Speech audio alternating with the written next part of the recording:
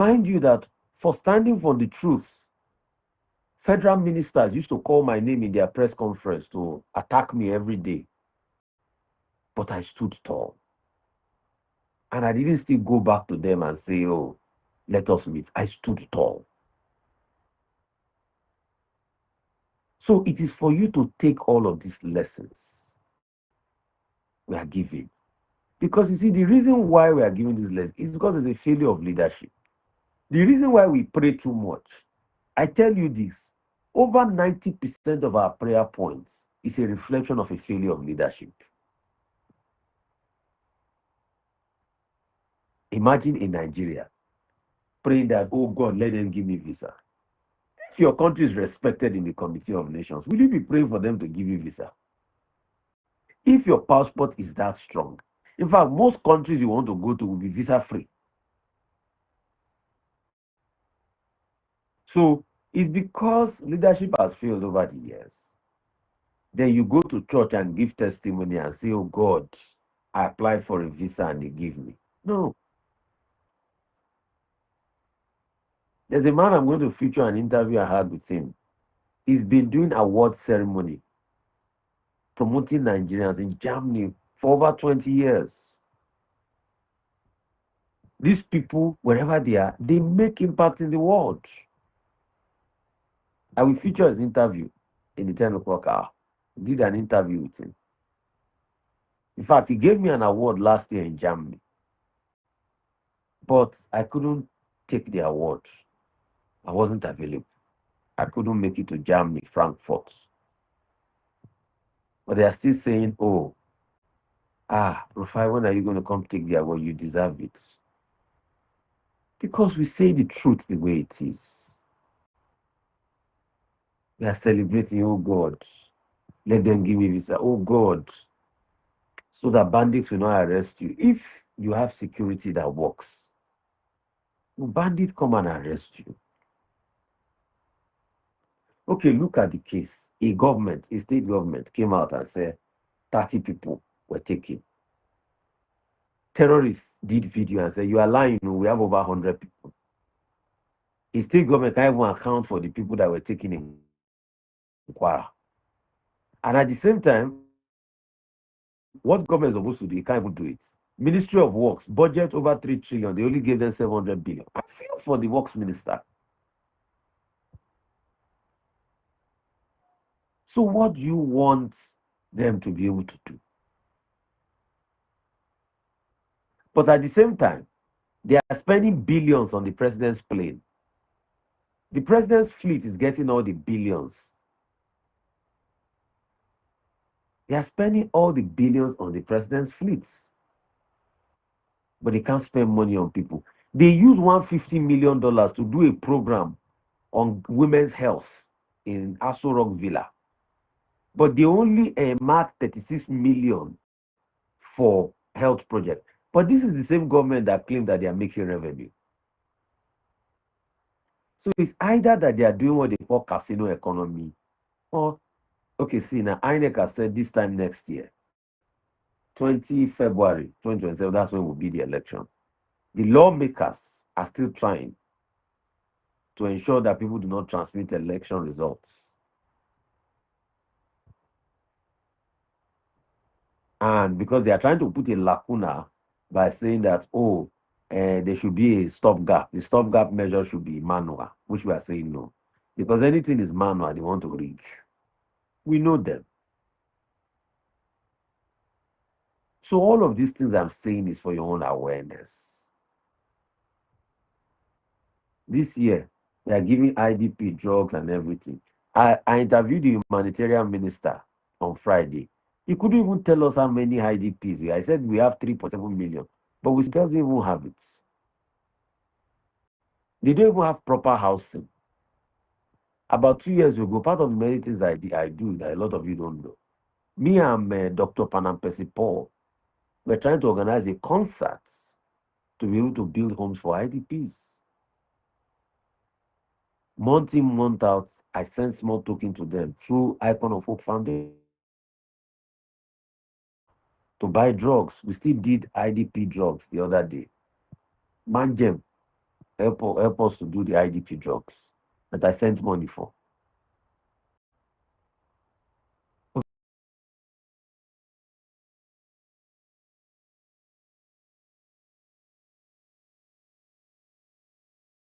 Because the government fails people's money, but it can't even use money.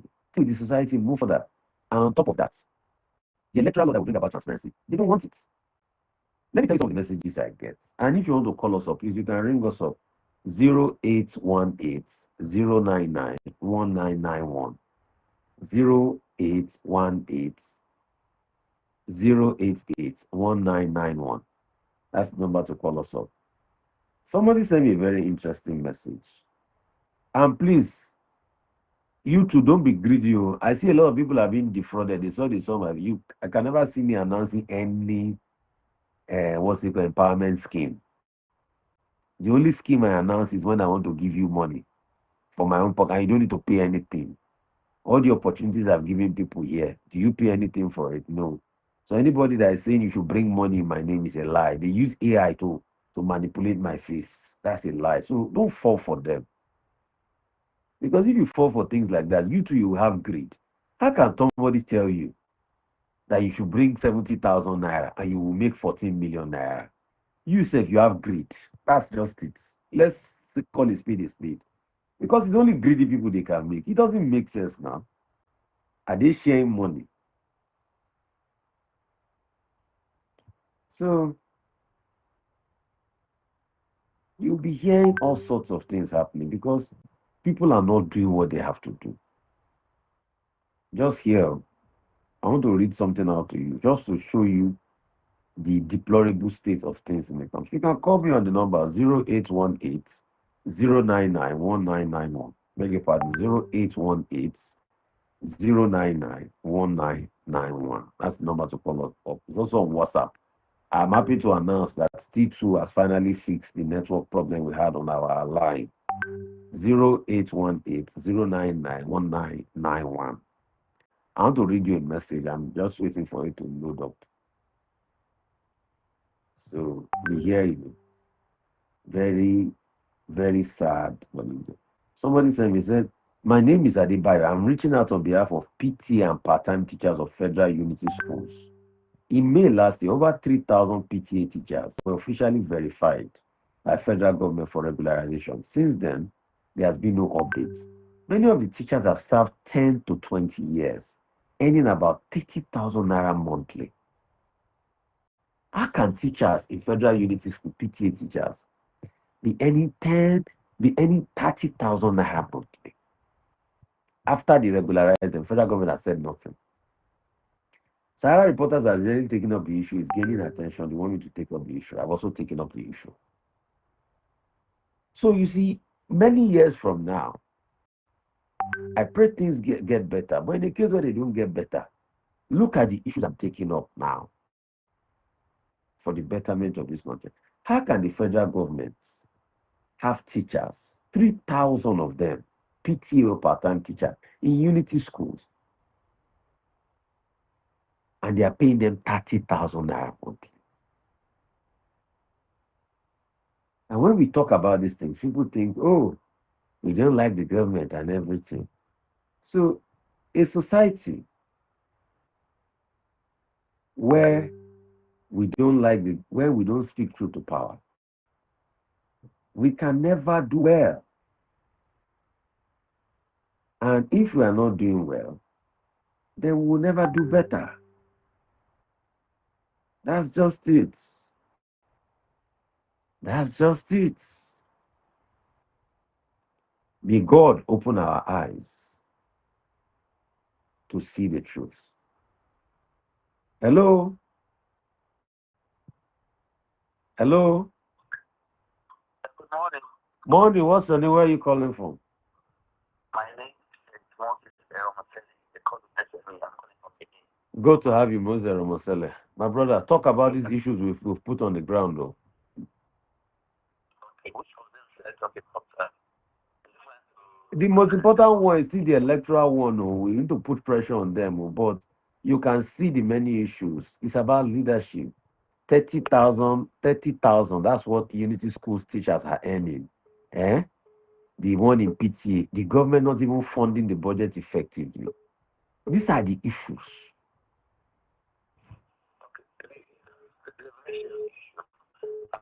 I want to first commend you for creating a platform for Nigerians to express themselves.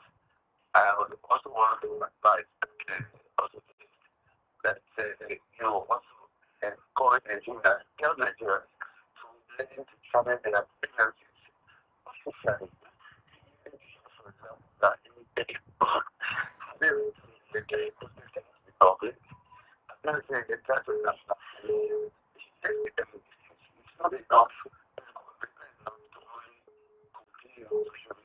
because we allow them to happen because the government will just say different talk and it's not really high like that. It's important that you encourage them to make formal petitions to the kinds of government or to the national assembly so that when we allow protesters to show media, it's based on so I think it's very important to show. Thank you. Thank you so much for that. And I mean, that's apt. So, like you said, people should also learn to channel their what's they call appropriately. And that's true because even if anything for what is worth, even if you channel it that they don't listen, keep channeling that. Keep making the message heard out there. Don't stop. Hello. Great to have you. Morning, what's your name? My name is Steven. Steven, where are you calling from? From Lagos here from it. Go ahead. Okay, I thank God you made mention of a particular issue. So I think school issue concerning student and teacher salary. Yes, 30,000 for Unity School teachers for PTA. So that gives me the opportunity to bring in this issue now. Still about school. I'm actually because of you I didn't go to church because I wanted to talk to you today. It has to do with schools too. And I know that once you have interest in this issue, there's going to be solution. My past to Kwara State University admitted students 2024-2025 special admissions sessions. If you remember, because people talked about it so much in your arrival, that the minister was trying to say that if you are not up to certain age, you can't be admitted. Yeah. Even no matter how smart you are. Yeah. And at the end of the day, because of people like you and the rest, people, Nigerians, they were able to stop it and push it to 2025-2026 session, this last admission. My daughter was admitted there. She wasn't 16. She was admitted there in that school. They gave her everything. I've been paying school fees from there to take it to other levels now. It's really, I don't want to make on Anima so that they don't victimize her. Do you know that last week, a student in 200 levels, they gathered about 150 something of them, they did see at the school and said they are not admitted because they are not 16 years in 2024, 2025. No, that's wrong. That's wrong. We need to take that up.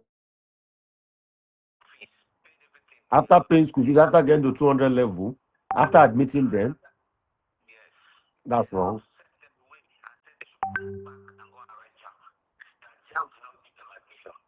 I went to the jam portal to check, and I saw, I have to be honest with you, I went to the jam portal and I saw that they looked not admitted. I was okay, if the school that gives admission didn't do the right thing, how come that is not admitted? And you paying school fees and your name is the portal, you write it, everything is reflected. So that was okay.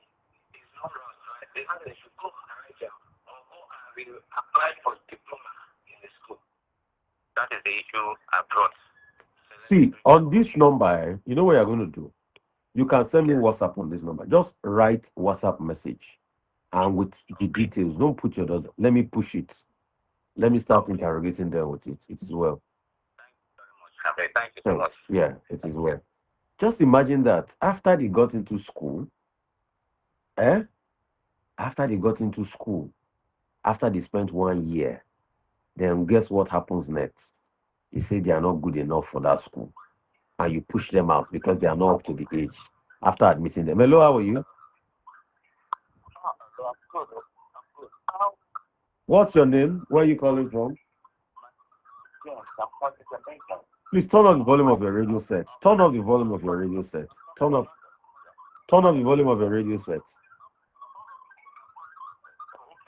Turn it off. There's a holdback. Turn off. Go ahead, yeah. Yeah, one of your, I mean, I'm one of your hardcore member. I love your show. I love how you cut your question cut through, many things in Nigerian government. Yeah. Well, the process is, how come terrorists are allowed to post their video and we are not allowed to post what happened within the terrorist group? How they were killing people. My brother, it's so sad though. In fact, the fact that terrorists are not even only allowed to post their video, they post their video, the government cannot use that website to track their location and attack them. That's even what saddens me the most.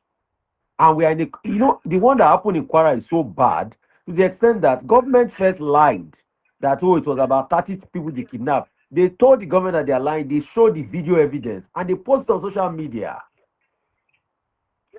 And when I say we don't have security, people start to talk. I tried to post the video and they're telling me, about the guidelines and that, and but they gave us the reason. But where you go against their rules and regulations, they didn't even give you what do you call it? They didn't even give you. It's not in the list of where you can say, look, this can happen here. Well, how come? That's why I keep telling you, my brother, we have to develop our own media. Because you see, all these media tools are Western hegemony too. We need to develop. That's why we develop VOP radio. We need to develop our owned media. We develop VOP. There's Leke Leke. We need to develop our own social media sites too. African.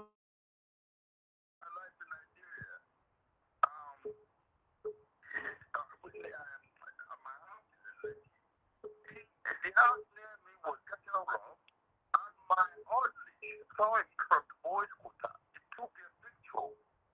He recognized them. He took the police to where they live, where they have shop, because they keep going into those houses that are lying there to, take all the wirings and stuff. And the police that took to where the police actually told my guy that, look, if you do not cooperate with us, we will lock you up. We will not allow you to go. There's complicity. They locked him up for 28 days. There's complicity, my brother. Is it not the same? In Kwara, what happened? The village head, when the terrorists wrote a letter threatening them, the village head sent the letter to a security agent. It's not that security agent that revealed to the terrorists that make them come in anger. How will you send a message to a security agent and terrorists will get to know you send the message to a security agent? You see, there's a massive level of complicity in the country. And that's why all of this goes back to leadership. I keep saying this thing. People think I'm joking when I'm saying it. There's a massive complicity level. Hello, how are you? Good morning. Morning, what's your name? Where are you calling from? This is Rufai calling from Lagos. Go ahead, talk to me. Where in Lagos are you calling from?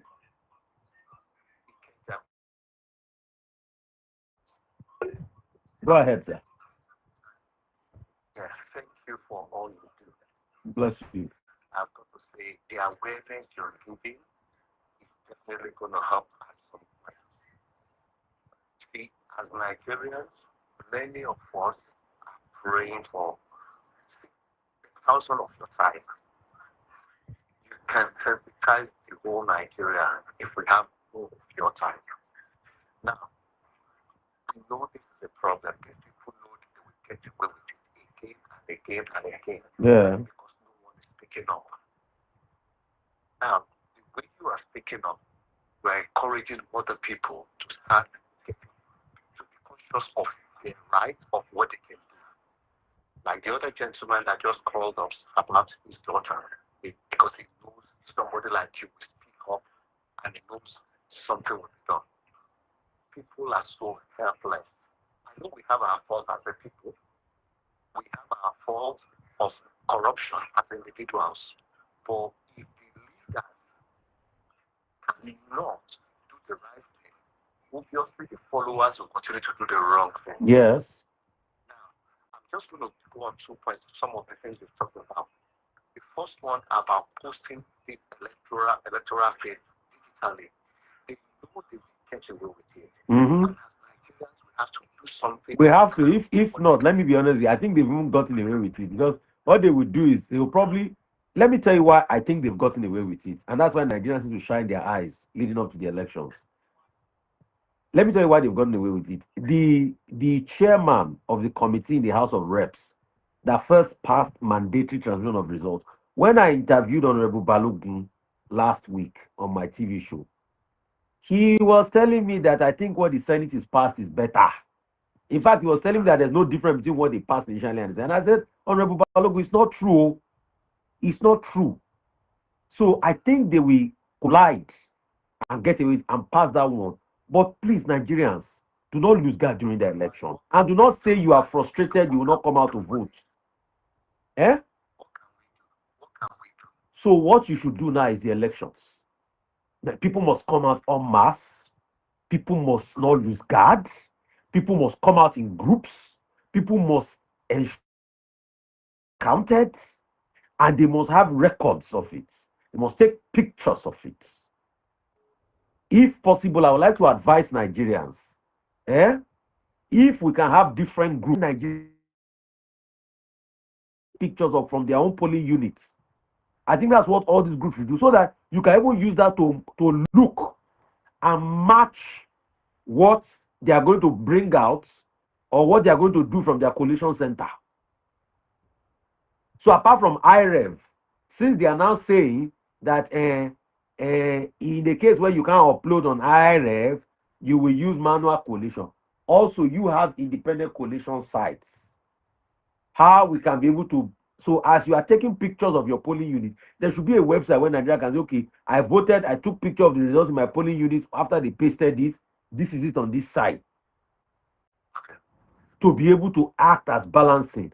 And then we must come out effectively and vote. Because see, what they want, they don't want you to come out to vote. Because once they pass this, they will have seen that you will have been frustrated. So a lot of people will give up. And they know Nigerians give up on time. That's why they can easily manipulate us. So they don't want you to come out to vote. Can I say something? Now, they know that and they're working at it with all their machineries. Mm-hmm. Another thing they use is the poverty thing, particularly all these elderly people that are so poor, and they will use the little penny that they are giving to these people to manipulate them. Yeah. People like you and I that have access to the news, do everything that you've said. What about those Yaloja, those grandpas and grandmas here and there, that they will use all these local chiefs and whatever to buy over? Can I now say something about that? Me, I'm ready to do this time. Okay, I'm about. No, we'll start sensitization. We'll start sensitization. That's what you see. Money, not just my mouth. I'm going to start supporting all the little people that do not have anything. Yes, start sensitization. Yes. If you can set up a platform, I know people that are ready. We don't want to come out because we know we cover our No, family and whatever. so let me just tell you this. Whatever you can do, I don't believe in everything has to revolve around me. I believe in inspiring the people to lead the way. Whatever you can do, go out there, inspire them. Whatever you can do, go out there, talk to them. If it's one you can talk to.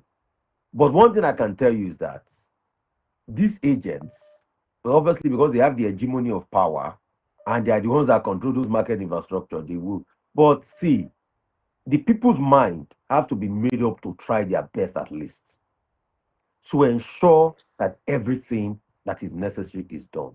and the sensitization must be up on track. People must come out to vote. The easiest way to allow people to rig election is when you don't come out to vote. And you must not be discouraged. That's just it. Because this is your country. Whoever you want to vote for your choice, but you must come out to vote. Of course. One more thing, the 30,000 thing. Can I continue? Yes. The 30,000 thing you mentioned. 30,000 naira for two shoes for a whole month. Yeah, for PTA teachers. Yes. Yes. Yes. Their own children. Because me, I don't want to go into that. I want 300,000 of him. They spend 300,000, 500,000 on a bottle of liquor. Now, and this their own kids. They go around around Nigeria. We see them, we know them. Me, I'm not an advocate for violence. But why? Wike was on TikTok, on social media, advertising how his children graduated from King's College in London. The one that stole the cartridge, I can't remember his name, the nothing that was shown with evidence, how he was collecting dollars. All of them, they come out on social media. Nigerians are looking. Too bad the way you're being, I want more about you. People should let them know. See, let me tell you something, my brother. Nobody wishes violence for anybody. But let me tell you something. Àwọn ọmọ tó jí owó Nàìjíríà lánàá dá. Wọ́n sì mọ̀. Life will settle them out. It is the people that must demand accountability. Life will settle them out. The children of those that stole yesterday, where are they today? You think you can steal the commonwealth of people and go scot-free without life settling you out? You are lying. It will settle you out one way or the other.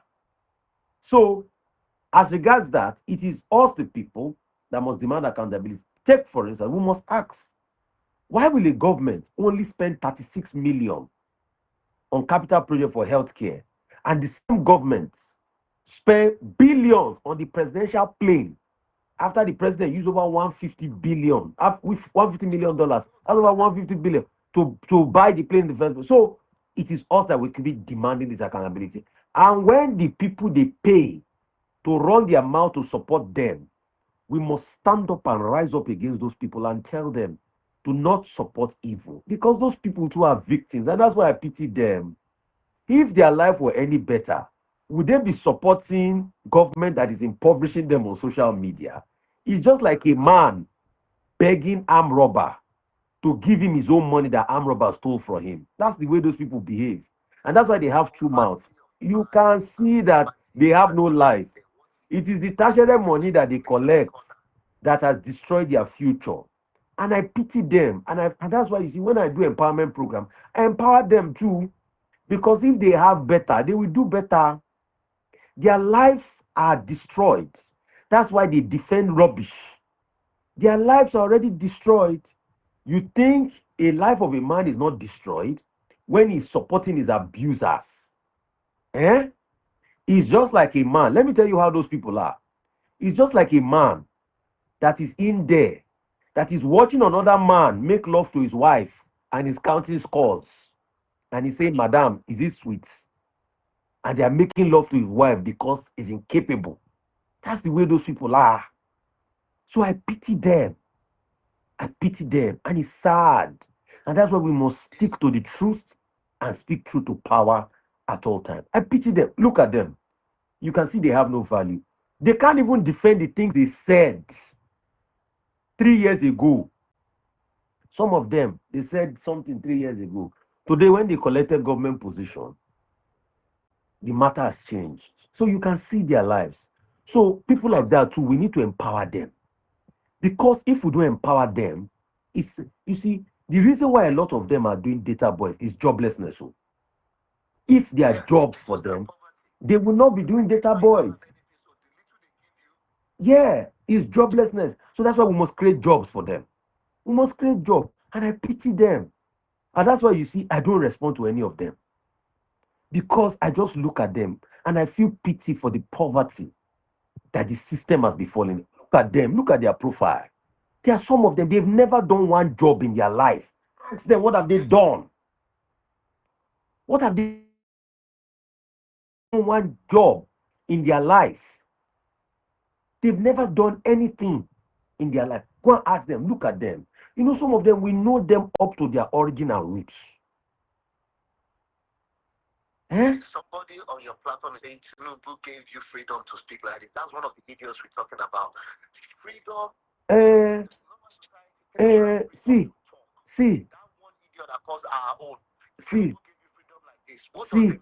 See, the truth is, Tinubu gave me freedom to talk. You see, it's a reflection of the fact that he lacks awareness. He doesn't understand what they call democratic tenets. He doesn't understand that power is transient. So, if his sum total of democratic freedom is a tenured time of President Tinubu, he must also be delusional to forget that when Buhari was there, I spoke against Buhari too. So maybe Buhari too gave me freedom to talk as at that time.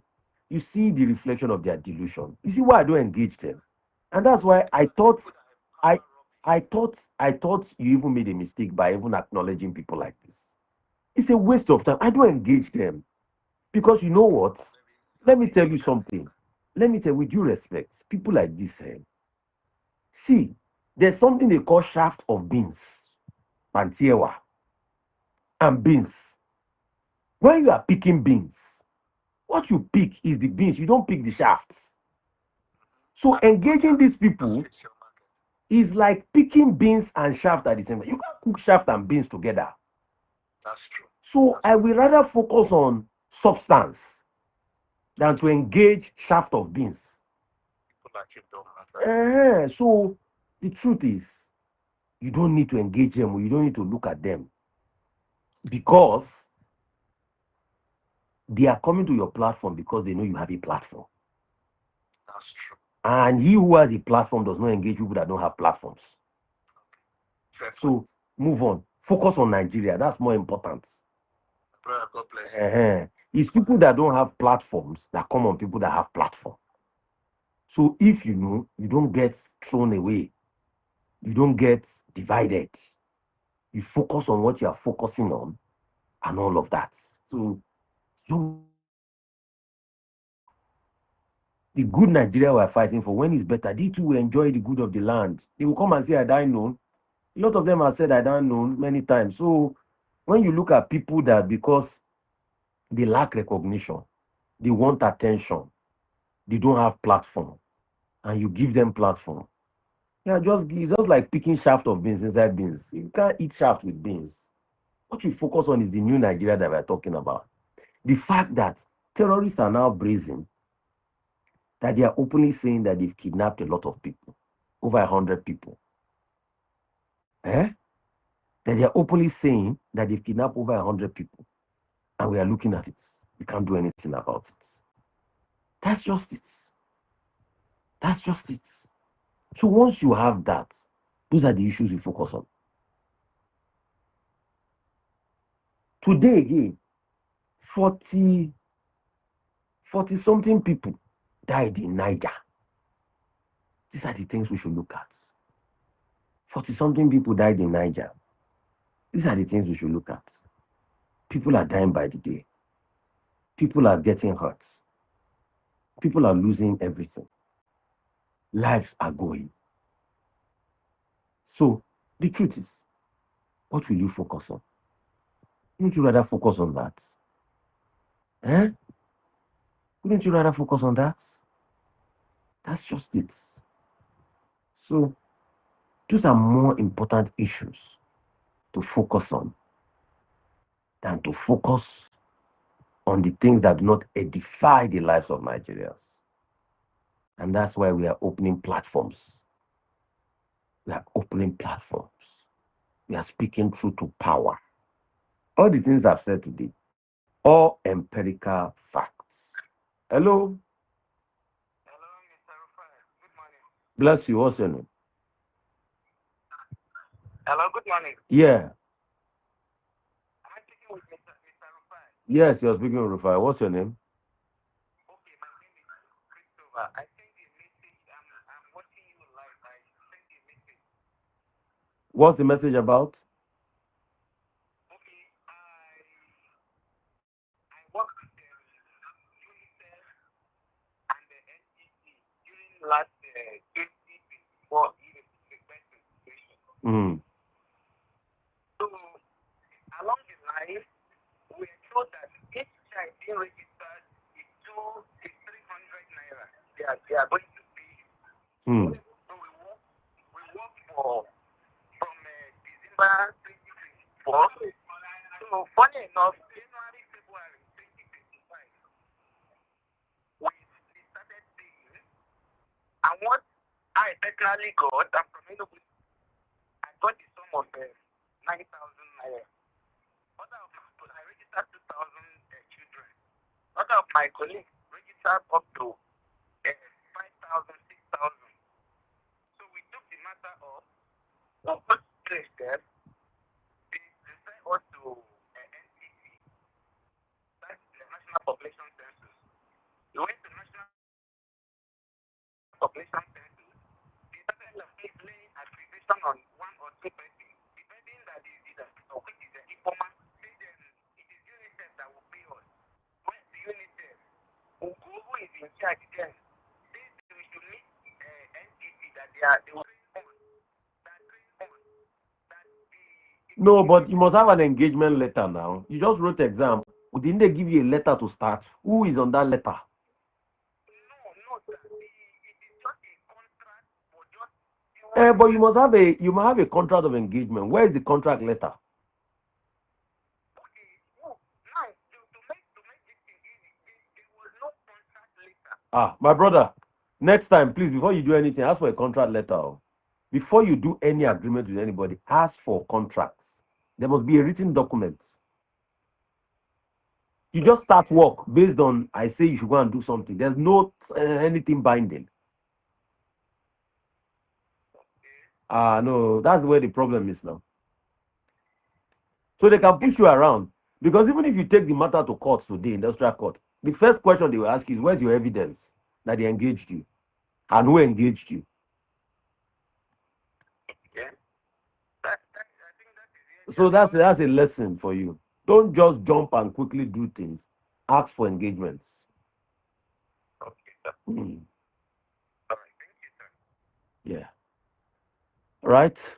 0818 099 1991.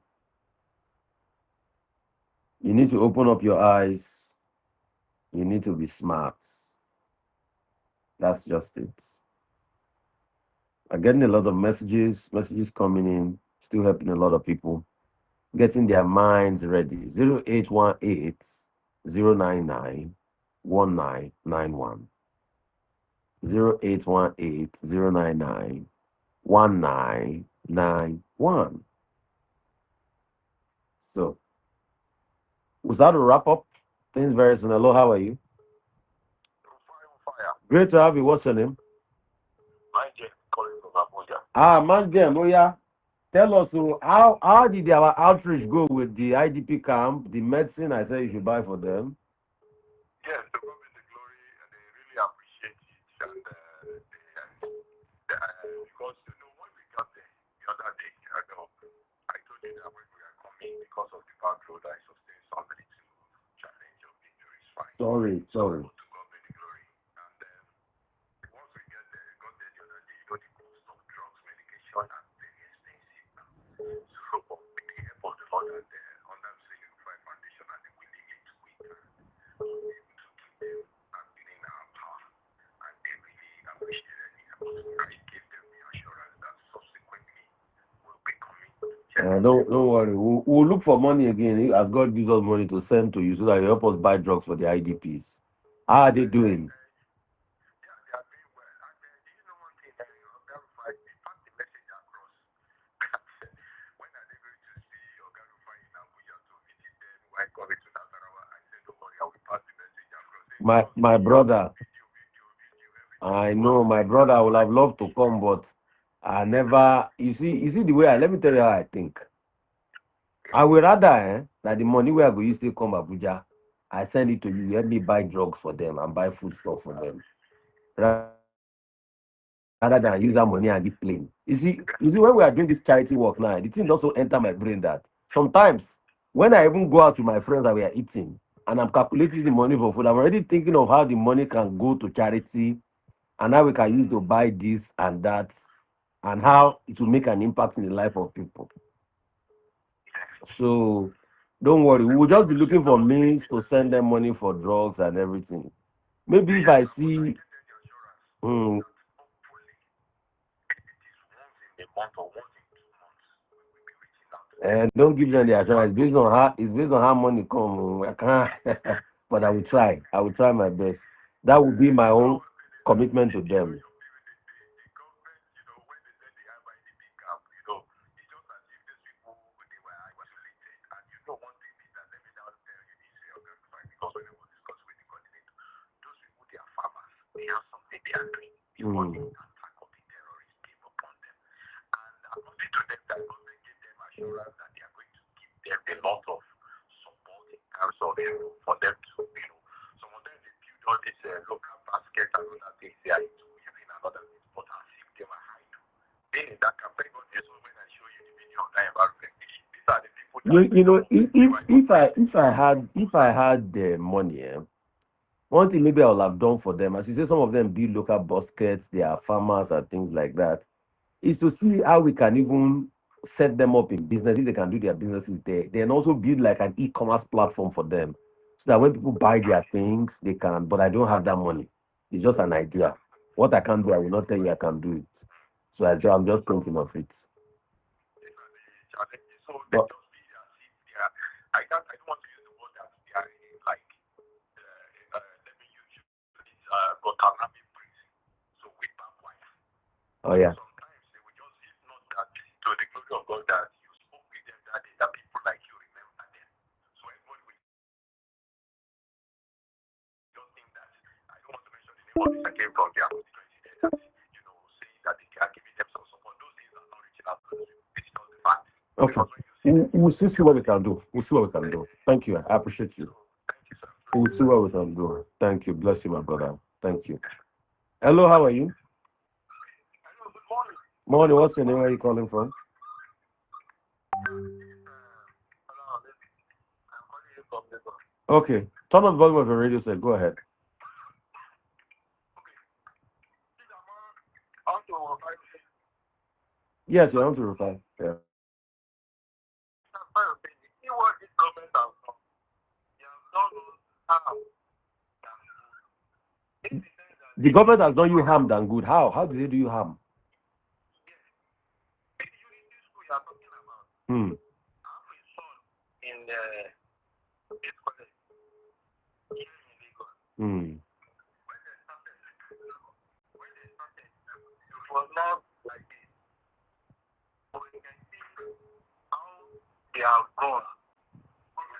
In the sense that when they started, you will see their fees that time was between 35,000 naira a time. But when this government came into power, you will see the way the kids troubleshoot from that amount. Time you will see us paying 100 and something thousand naira. So the tuition fee for King's College went from 30 something to over 100 and something thousand naira. Yes, yes. It was increased more than 100%, even more than 100% before the government comes to power. That is one. Two, Hmm. what you are paying for PTA for the school is, I think it's about 30,000 naira. What you are paying for PTA. And that is what they are using to pay all these contract teachers in that school. Just to help the employer, the teacher, between them in the school, to boost the teaching of the students in school. But the thing I'm going to here, totally different college. When they want to resume, they will even have some tap. You know, tap that we normally use for water. Hmm. Every tap, every student must go with all these detergents, the towel, the soap, the mop, as if the school was not running on government. I don't know. Why I know you are very good journalist. What can we do about it? Because it is. See, let's not deceive ourselves. At first, the truth is funding has dropped tremendously. I mean, we're going through the budget defense of the last budget cycle and how the money has been spent. If Ministry of Health could get 36 million out of over 200 billion, I don't know if they've done that for education sector, but I'm sure they don't really get much for their capital projects. In fact, what Ministry of Health got was less than 1% for their capital projects. Yes. So and the irony is the fact that the government keeps saying, President Tinubu said last year we've met our revenue, non-oil, but they're getting less than 1%. Even Umahi has a budget of about, for Ministry of Works, has a budget of about 3.4 trillion. He only got about 700 billion. So they are not funding or servicing the budget. In fact, I've not done the math, but across all the sectors, I'm not sure capital budget performance. They are doing recurrent too, which is the salaries and everything. I'm not sure capital budget performance was up to 10-20% this last 2025 budget cycle. And that's why most of the projects have been carried over to 2026. In fact, contractors are still being owed about 2.2 trillion. So if that's the case, I will be surprised if federal schools get everything they need. Yeah.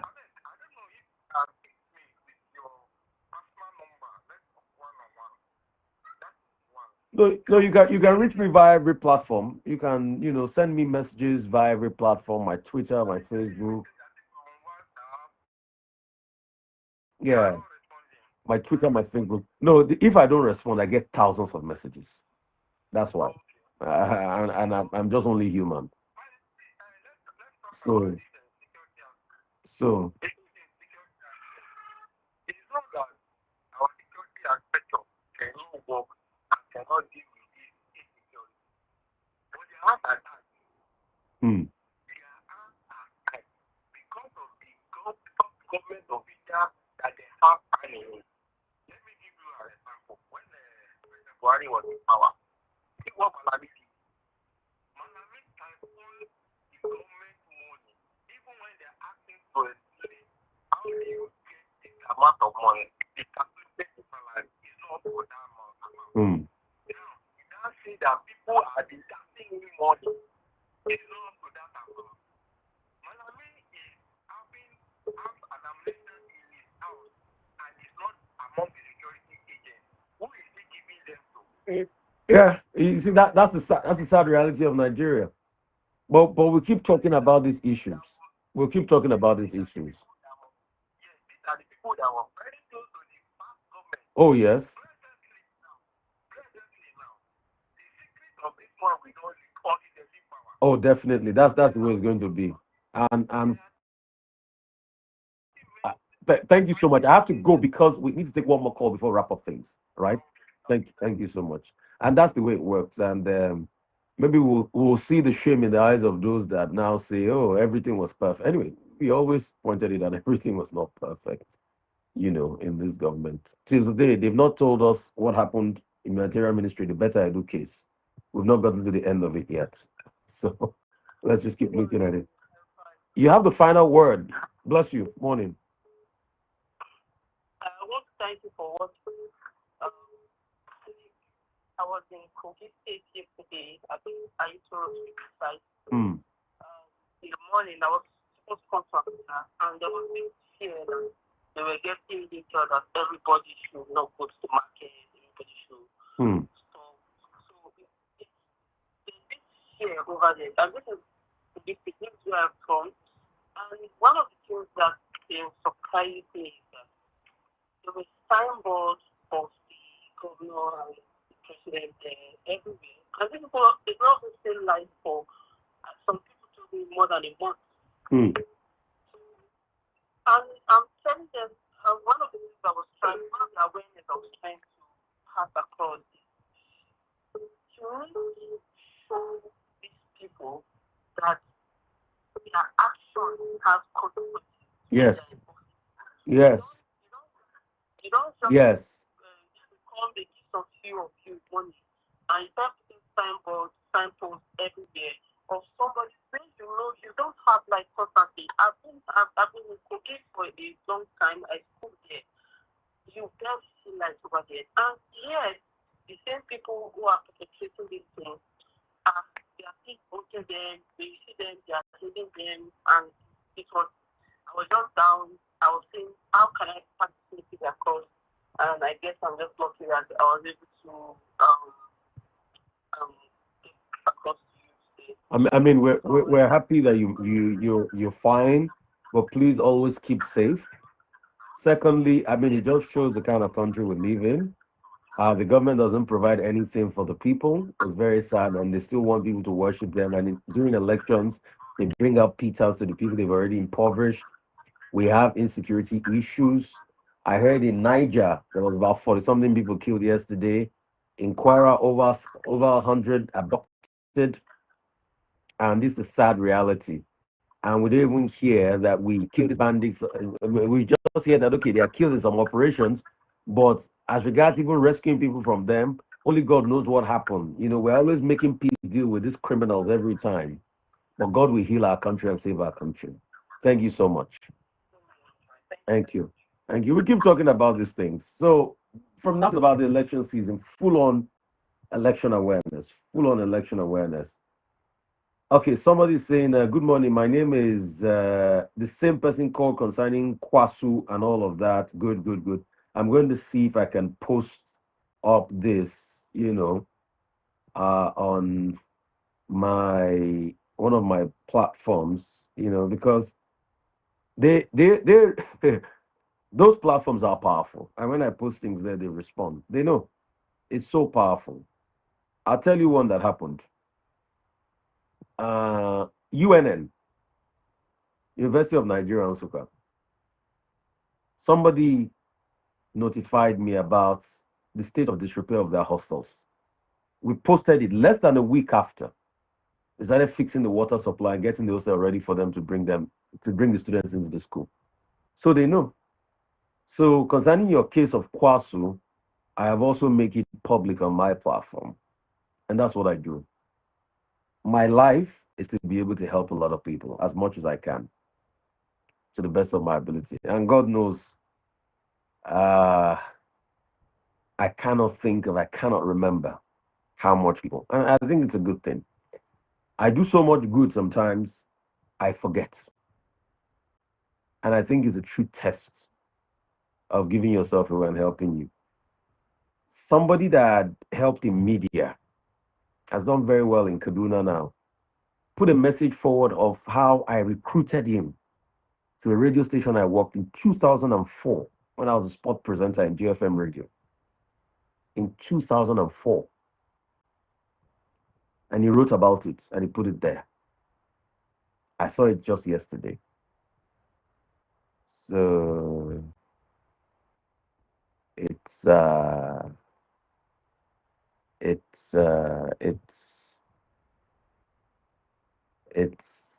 testament to the fact that you just have to keep doing what you have to keep doing.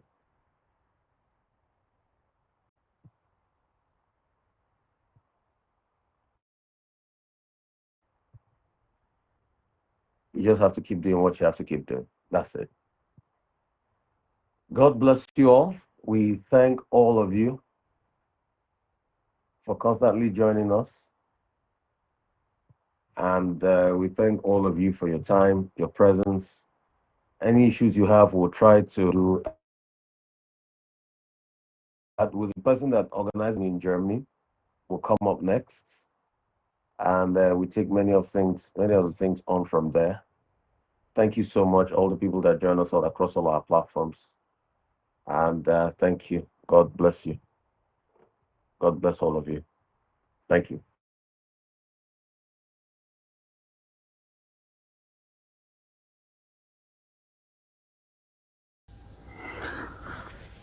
Yeah, to state a mission and objectives of our organization is more or less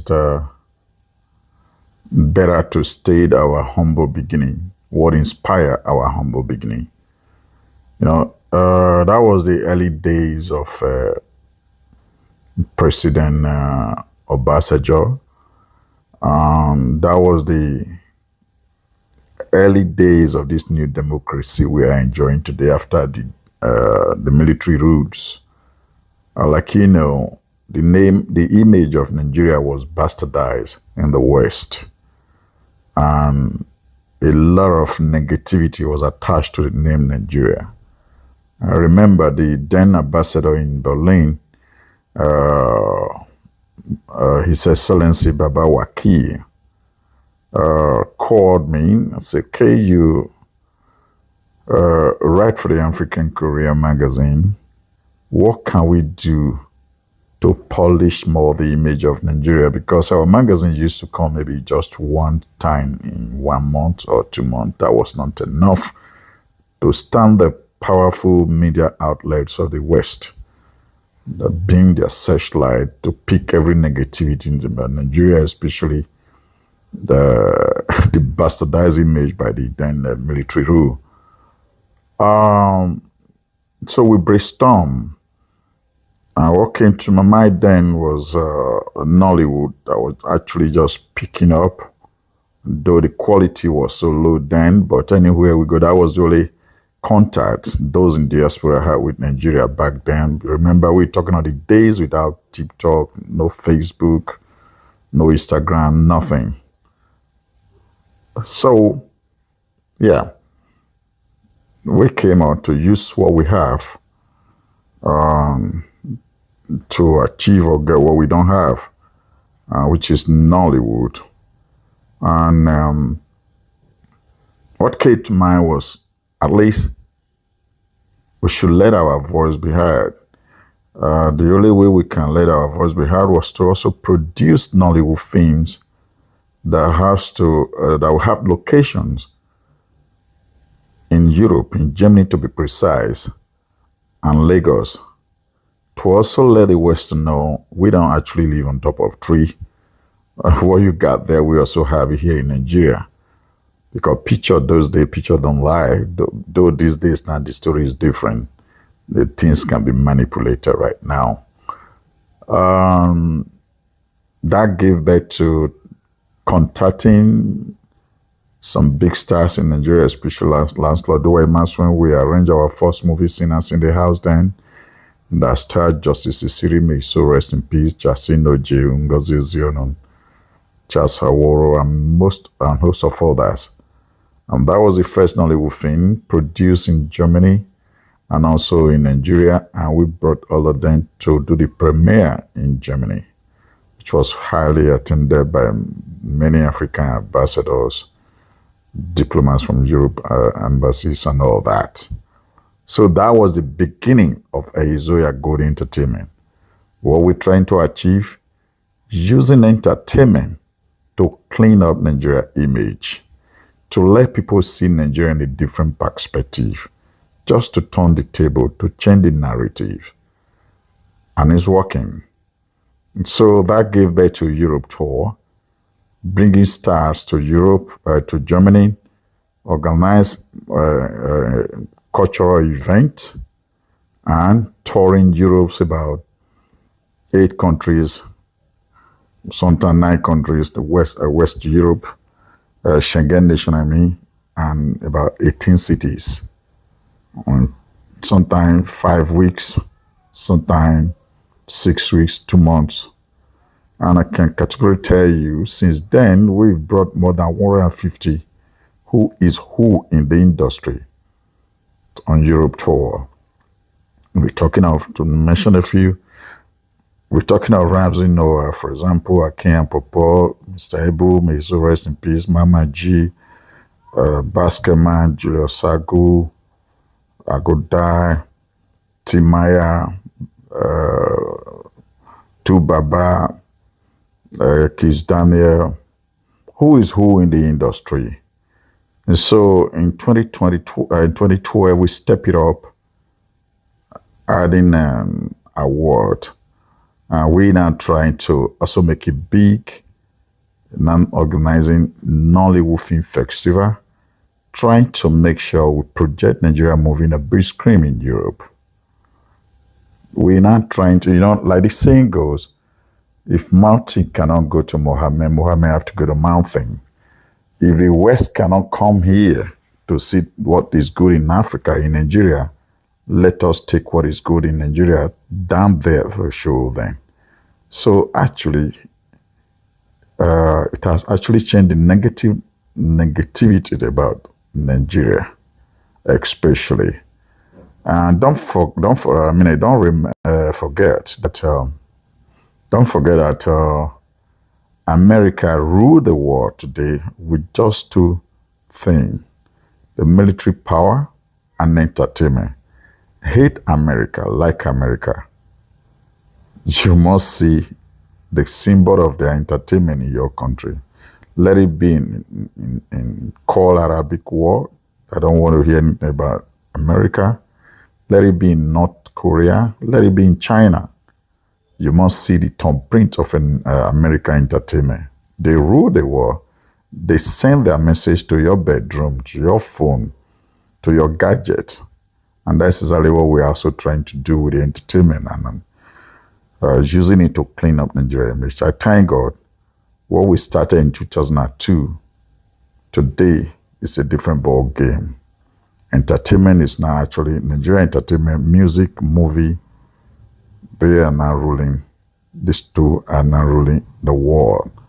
Nowhere you go to today, you don't hear Nigerian music on radio. Nowhere you go to today, you cannot tune on your YouTube or wherever to see Nollywood movies and all that. So, the image cleansing of Nigeria, which we started far back 2022.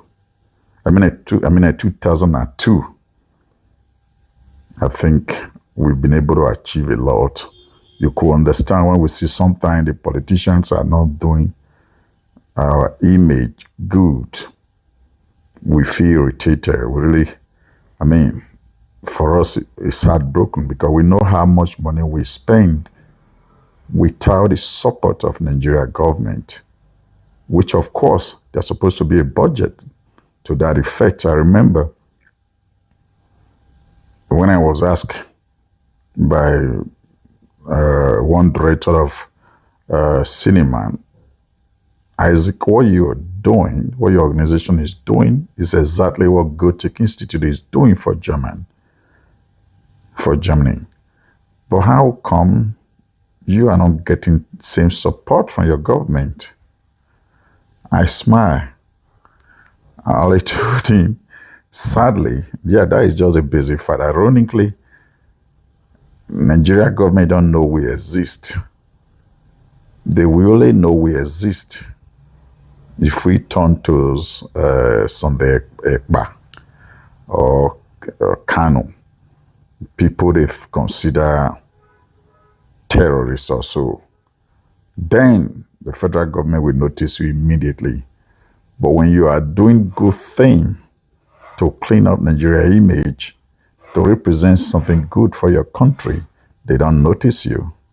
It's none of their business, sadly. But irrespective, that will not hold us back to continue doing what we think is good for our nation. So that is what we're trying to achieve since 2002. And I thank God, when we look back today in retrospect, we've achieved a lot to that effect. Yeah, we are visible on the internet space. Simply Google our organization, Ehizoya Gold Entertainment. You will have a lot to read about us. Even just simply my name, Isaac Izoya, you have a lot to read about us. We also have our website, which is www.nollywoodawards.com. You will see what we've been able to achieve. If you also go to our YouTube space, which is Hizoya Golden, or simply write Nollywood minus Hizoya, you will see some of our work we've done, and our IG. You can also type in Izoya Golden. You will see our IG space, or Nollywood Europe Golden. And our TikTok, just simply my name, Isaac, my name is Izoya, or our Facebook group, Nollywood Film Festival Germany and Nollywood Europe Golden Award. All our Facebook page, just Isaac Izoya. So, yeah, I mean, these are some areas maybe you can easily see, read, watch what we've done. I think we remain the first person that have produced, or rather, I remain the first person that have produced Nollywood films in Germany, and also star in the movie, like I told you, Sinners in the House, far back in 2002, which was premiere 1st March 2003 in Berlin. And since then, we produced a lot of movies. A lot, like Love in Berlin, that's Mama G, G Mike, Sandra Juice, directed by Lancelot Rufai Oseni. We also have Run But You Can't Hide. We have a lot of movie actually. And today we are giving out our award, like I told you, because we also want to appreciate our stars, because we believe if we don't appreciate them, nobody will do it for us. This is why we now organize a Nollywood Film Festival Europe, and we end the program with Nollywood Europe Golden Award, giving them 24 karat gold.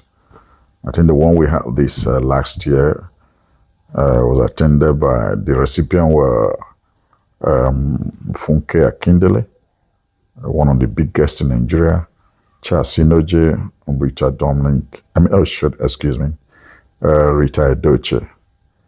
And we are also working on this year. This is why I'm in Nigeria now, scouting for those that qualified to be there this year. So we're giving rooms to Nigeria to showcase their movie to the Western world. I think it's paying off. That is what we're trying to achieve, and this is also how you can find us on social space. Thank you.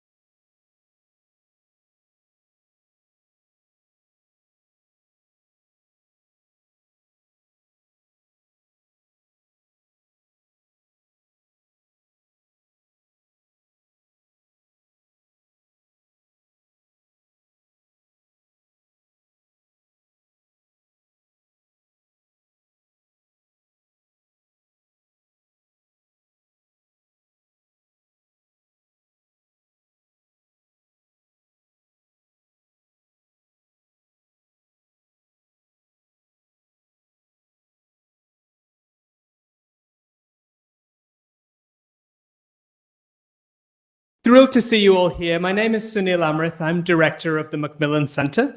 For those of you who don't know, the Macmillan Center is Yale's hub for international scholarship and research, and we serve the whole campus.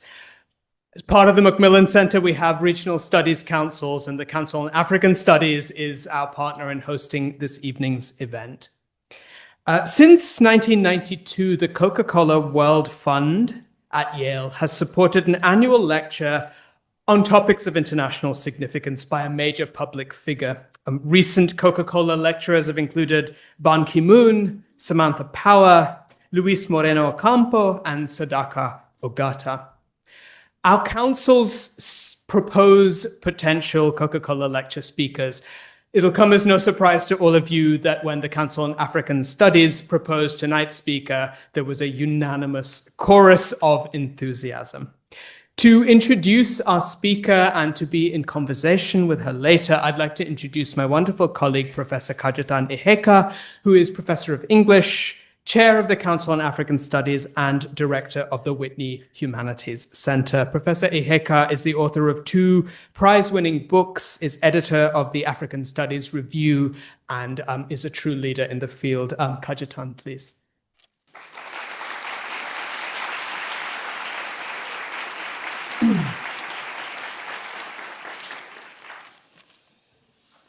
Everybody good? Are we ready for this? The masquerade is around, I can assure you that. Thank you so much, Sunil, for that wonderful introduction and for your leadership of the center. About a week ago, the Nigerian political leader posted a congratulatory message on social media. Mr. Obi was congratulating Chimamanda Ngozi Adichie for winning 3 prestigious awards within a space of 3 weeks. They are the Felix Jude Prize for Defiant Thinking from Germany, the Mermaid Award in Sweden. I like that one, Mermaid Award. The Mermaid Award is awarded to a writer whose words have deeply moved Swedish readers. And then there's the Sunday Times Literary Award for Literary Excellence in the United Kingdom. And these 3 awards happen within September and early October.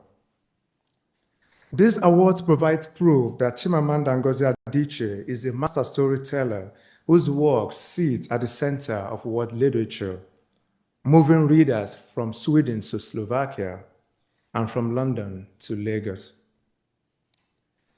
The Jude Prize in honor of defiant thinking clarifies that in the long tradition of fearless Igbo women, she is a thought leader who expresses a position and opinion, however difficult or controversial. These awards testify to an enduring excellence that has garnered a long list of other accolades over the course of a magnificent literary career. Let me name a few. The MacArthur Genius Grant, induction into the American Academy of Arts and Sciences, the Orange Prize for Fiction, the Ernest Field Wolf Book Award, over 20 honorary doctorate degrees, including from our own university in 2019. We can go on with this list, but already you don't need me to tell you that our 2025 Coca-Cola lecturer is an award-winning writer, a global icon, an inspiration for musicians and designers all over the world, including Beyoncé. What I would like to add this evening, though, is that Adichie is a theorist and practitioner of emplaced worldliness, whose works navigate the complexities of the global from the rich tapestries of the local. We can glimpse a sense of what I call a poetics of emplaced worldliness in a class day lecture on this campus 6 years ago. In that lecture, she emphasized the importance of local knowledge, the need to recognize those on the ground as knowledge producers. In that same lecture, she remembered her time on our campus as a student of our MA program in African Studies, go Cass, and of how she learned the primacy of primary sources during her time here. It is this investment in local particularities, the foregrounding of perspectives often overlooked, that makes Chimamanda Ngozi Adichie an ideal speaker for the Macmillan Center. Our distinguished alumna brings this sense of place, that is the tone of geography and the structure of feelings of our subjects, to our body of work. Among them are the novels Popular Hibiscus, Half of a Yellow Sun, Americana, and the more recent Dream Count. These texts and others bring unique stylistic and intellectual innovation to the discourses of gender, colonialism, globalization, and Africa's place in the world. This text particularly carried the valences of African words with eloquence and with passion. In our renditions of African sensibilities, our guest is committed to the location of dignity and beauty there. I am reminded of one moment in Americana when Obinze is about to be deported from England, a moment that resonates with the vulnerabilities of migrants across the world today. One would expect Obinze to beg and to kick, to want to remain in the land of milk and honey. But that is not what he does. I am willing to go back to Nigeria, Obinze said. The novel continues, and I quote, "The last shard of his dignity was like a wrapper slipping off that he was desperate to retire." Close quote. It wasn't desperate to stay. Desperation here comes from the risk of losing dignity. These words from Adichie's novel enrobe Obinze and Nigeria with dignity, rendering the African space as not only a site of perpetual departure, but also as a place of return, as home. Reversing the outward flow of migrants from the continent, Obinze and the novel's protagonist, Ifemelu, return to Nigeria, despite the challenges of the post-colonial state. Dignity, but also beauty, are the components of emplaced worldliness in Adichie's writings. A beauty that is locatable, for instance, in the Igbo names of Adichie's characters, with their semantic and ethical richness.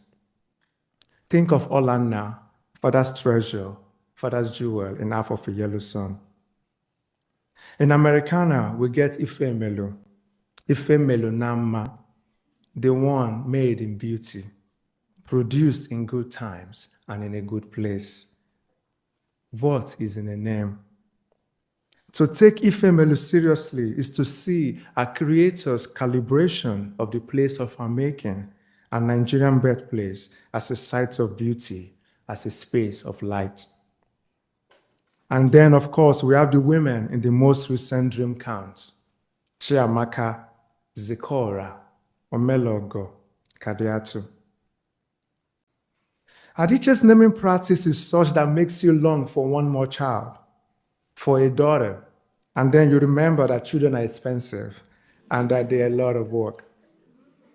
But more seriously, though, these names capture the dreams and aspirations of African peoples, insisting on their dignity and beauty. As our eminent speaker reminds us in Dream Count, every writer makes a choice in depicting a place, an objectified look or a dignified one. One of the achievements of Chimamanda Adichie's career is to again and again look at us and our environment as dignified spaces worthy of literary commemoration. Our fiction and nonfiction makes legible and legitimizes the margin and marginal people, transfiguring them into substantive matter worthy of literary celebration. In December 2022, our Coca-Cola lecturer added another honor, and I'm wrapping up, I promise. She was then crowned a chief by a community in Anambra State, Nigeria, with the title Odeluwa Aba, another beautiful and dignified name. Odeluwa means one who writes for the world.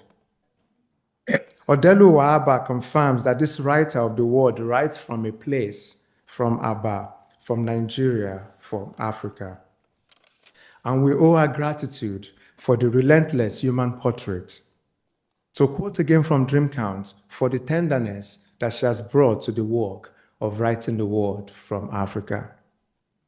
Colleagues, guests, and our students, please join me in welcoming back home to the Macmillan Center, Odeluwa Aba, Chief Chimamanda Ngozi Adichie.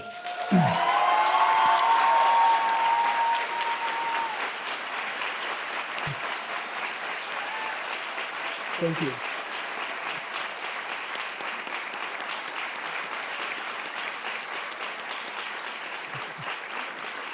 Thank you.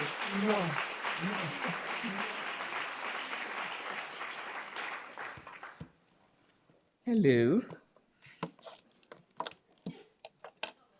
Hello, everyone. Are you happy? I am. I'm very happy to be here. And that was such a lovely introduction, really. And there's a part of the speech where I quarrel with the academic study of African literature.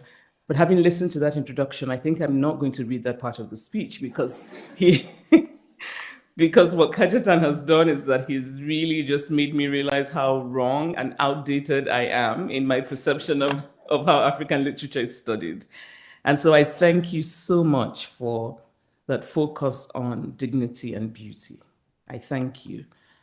And I think it's such an important way to think about African literature, and not just my work, but really in general, writing by African writers, because for so long, our literatures have not been thought of in those ways. And so, so when I get to that part of the lecture, I'll let you know, and I'll decide how much of it to still to still say. But it's nice to be back. I was a graduate student here years ago. I hadn't realized how long until I did the math. So, and then I thought, my God, I'm old. But, and also things have changed. But I did want to, before I start, just say that I had a wonderful professor and advisor, Anne Bierstika, when I was here. And I did not know that Anne had passed away and only learned about it yesterday. And so I felt deeply sad. And I just want to acknowledge what a wonderful teacher and a lovely human being Anne was, and may her soul rest in peace. I knew very early on in life that I did not want the things I was supposed to want. I also knew that I wanted to write. Both, I think, are connected. The urge to create and the unconscious rejection of the status quo. I want to speak today about writing stories, about writing and about stories, and about being an African writer in the world. So fiction writers, here we go. So fiction writers are often asked about their fiction, about the process, the characters, as I have many times, and I invent my answers. I use the word invent to suggest a welcoming of doubt. And in inventing those answers, sometimes I believe myself and sometimes I do not. Because the truth is that I do not always know the why behind my creative choices. Nor do I trust the process of reducing to intellectually digestible bits the potent mix of magic and intuition and reason that is my creative process. My views about my fiction are fluid, dependent on my mood, whether I slept well, whether I had a glass of wine. But the novels themselves remain in the glorious stillness. And whatever truth there is about the novel lies not in the answers I give, but in that stillness. I have always believed that a novel is sublime, while the novelist is, well, merely the novelist. And I cannot help but think often of Goethe's rule: the artist's task is to create, not to talk. But a novel is, of course, also created in a social and political world and bears the sensibility of the writer, a sensibility which I believe is formed in childhood. I am the daughter of parents who were remarkable, not for their professional achievements, though those were significant, but for the steadfastness and joyousness of their parental love. My father was a professor of statistics, and my mother was a university administrator, and they raised my siblings and me on the campus of the University of Nigeria in Nsukka. Nsukka was a slow and small and utterly lovely place in the early 1980s, the last gasp of the university's sparkling age. The campus had entrance gates with security guards in uniform, many of them elderly men with gentle demeanors. Before each car drove through, the driver would stop, get out of the car, and open the boot, or the trunk, as I am now compelled to say in America. Checking cars as they left the campus was really a ritual and a symbol of apartness and specialness. A reminder that the campus was not part of the larger town. It was a world of its own, safe and gently superior, with its own churches, one Catholic, one Protestant, a children's library, a medical center. Painfully, only months later, on my father's birthday, March 1st, nothing has left me as shaken and as broken. It has brought to me a new definition of childhood, a time when I thought my loving parents would always be there. The writer Isabel Allende, who writes very wise and deeply felt fiction, once said, "I was such a sullen, angry, sad kid. I'm sure there are writers who have had happy childhoods, but what are they going to write about? No ghosts, no fear? What are we going to write about indeed, those writers with happy childhoods? It is not so much that we would have nothing to write about, I think, as it is that we might approach our writing differently.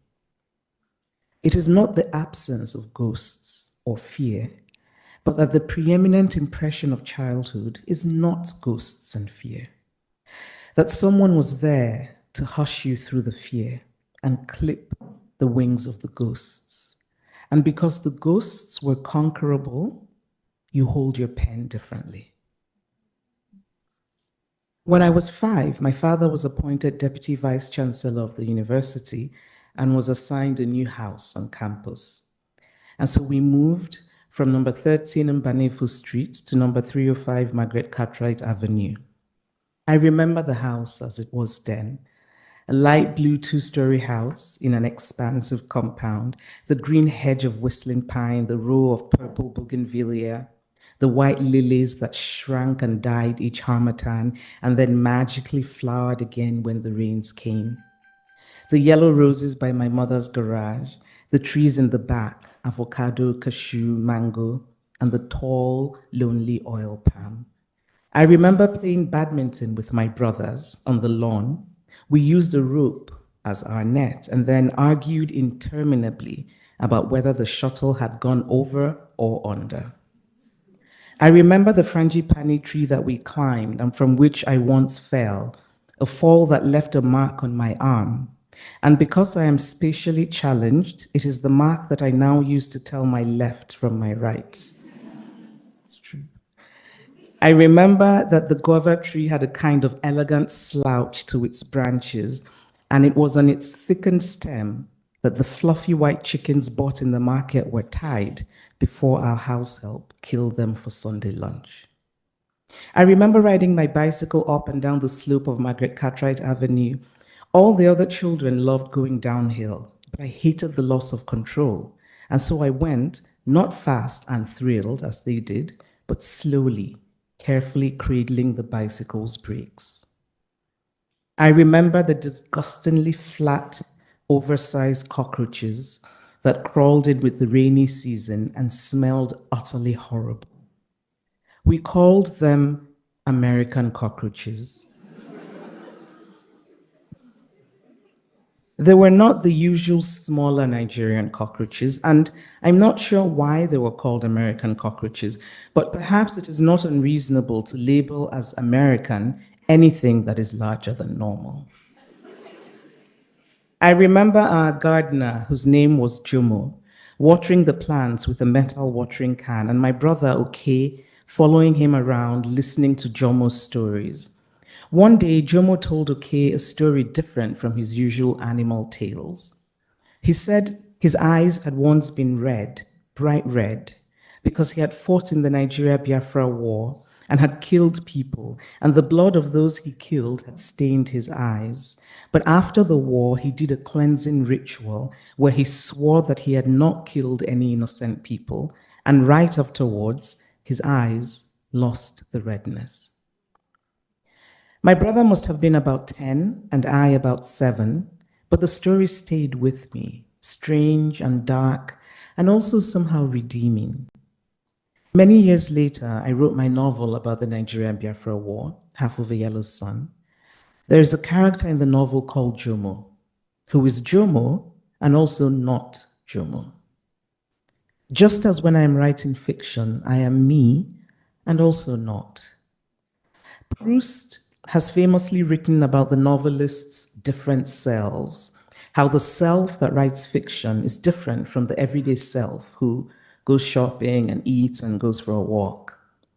I am different when I write fiction, not entirely unhinged from my other self, of course, but different still. A kind of heightened, liquid, suspended state of being, cerebral, but also deeply intuitive, spiritual even. An ancestral bequest, an ancient condition. With a writing process like mine, it is difficult not to believe in, or at least engage with, faith. For to write as I do is to be acquainted with the possibility of mystery, of the unknown and the unknowable. In writing fiction, I surprise myself just as characters surprise me. The writer Elizabeth Bowen said that writers do not create characters, but have to find them because they pre-exist, an idea that appeals to me. Sometimes when I talk about a character surprising me in the course of my writing, I am met with suspicion, understandable suspicion. What do you mean the character surprised you? I mean, you wrote the bloody book. But in this case, I do truly believe myself. I believe myself too when I say this. I did not choose writing. Writing chose me. Nobody has expressed my relationship to my writing as perfectly as Zadie Smith did in a lecture while speaking of her own relationship with her writing, and so I will quote her. I experienced writing as a permanent emergency state, believing if I devoted time to anything else, I would run out of time and then not have the time to write what I felt I had to write. But why this urgency exactly? Nobody asked me to write. I have to resort to a medieval and unfashionable word, vocation. I felt writing was my vocation. That's where the quote ends. Vocation, an old-fashioned word indeed, but no less accurate for being old-fashioned.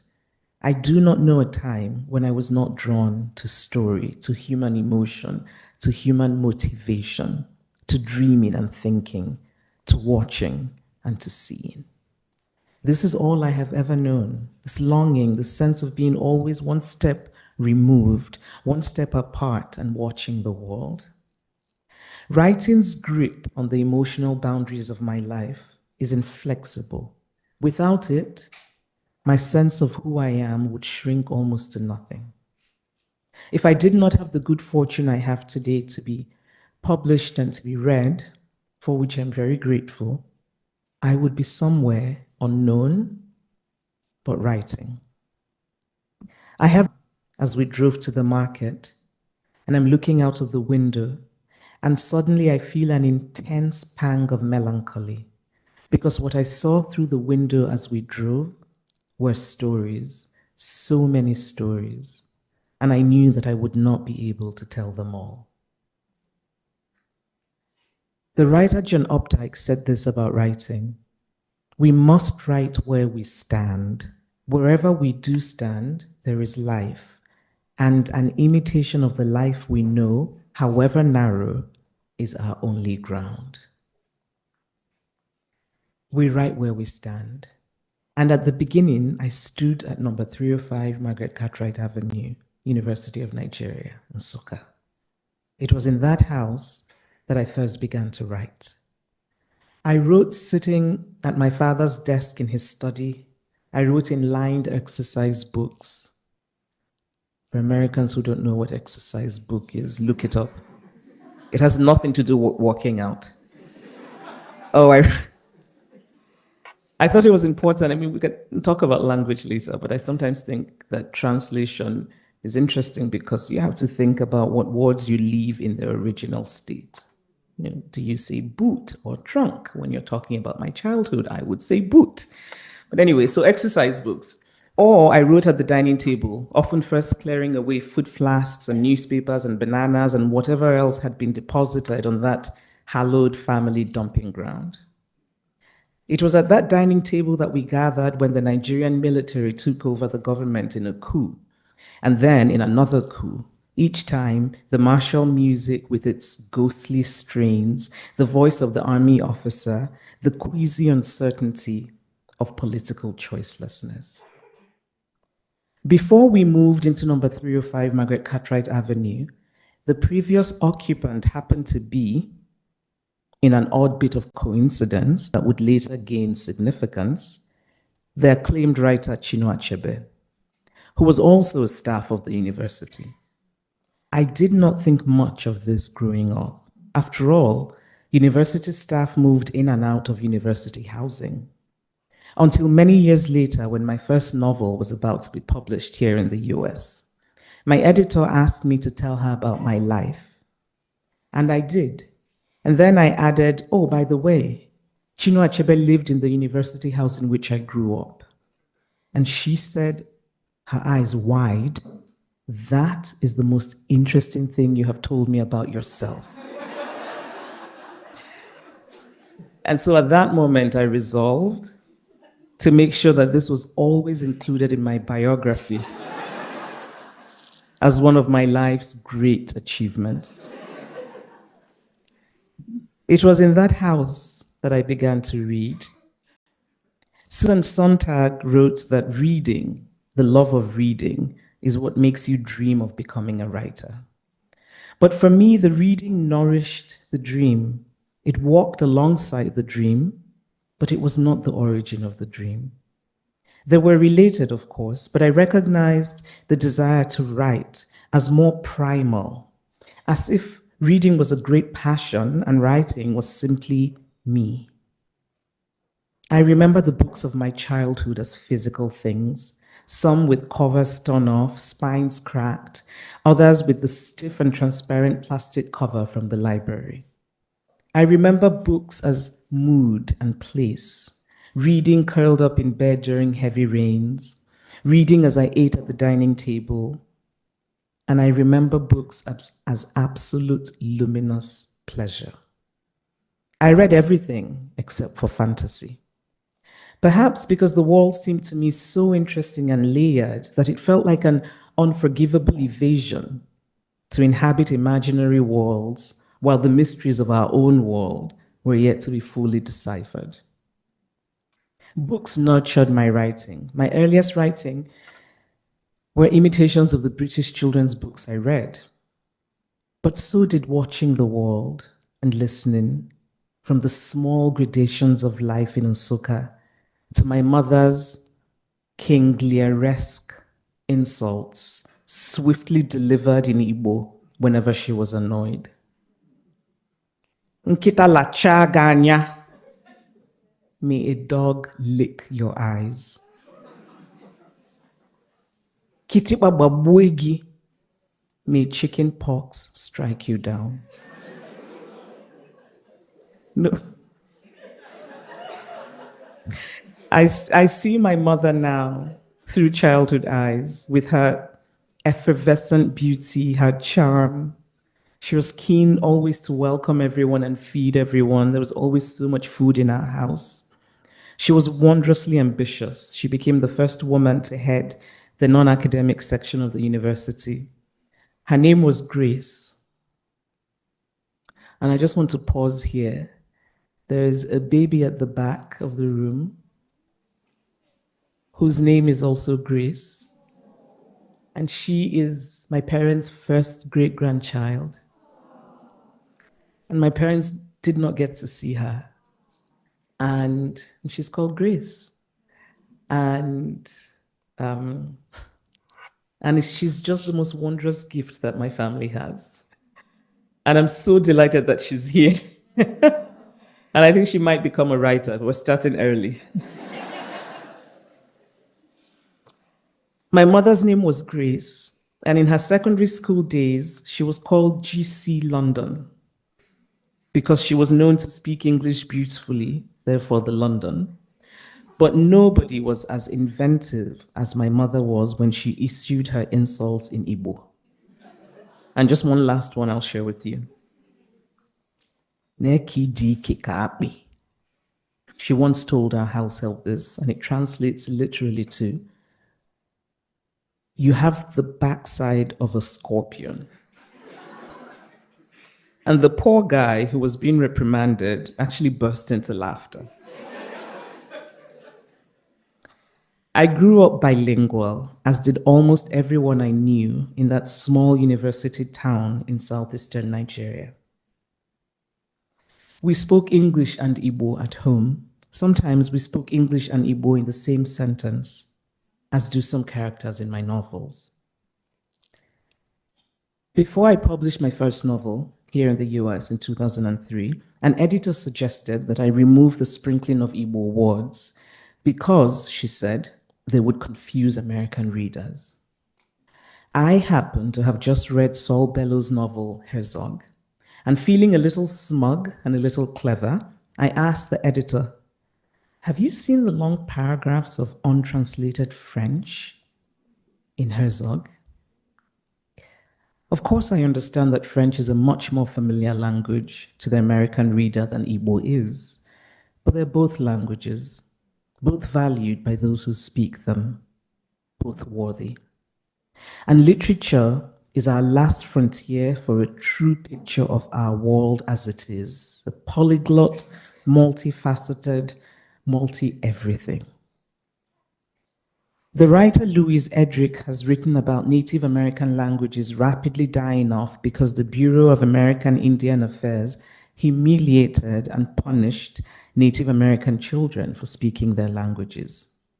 Yet, she wrote, "The omnivorous nature of a colonial language is a writer's gift."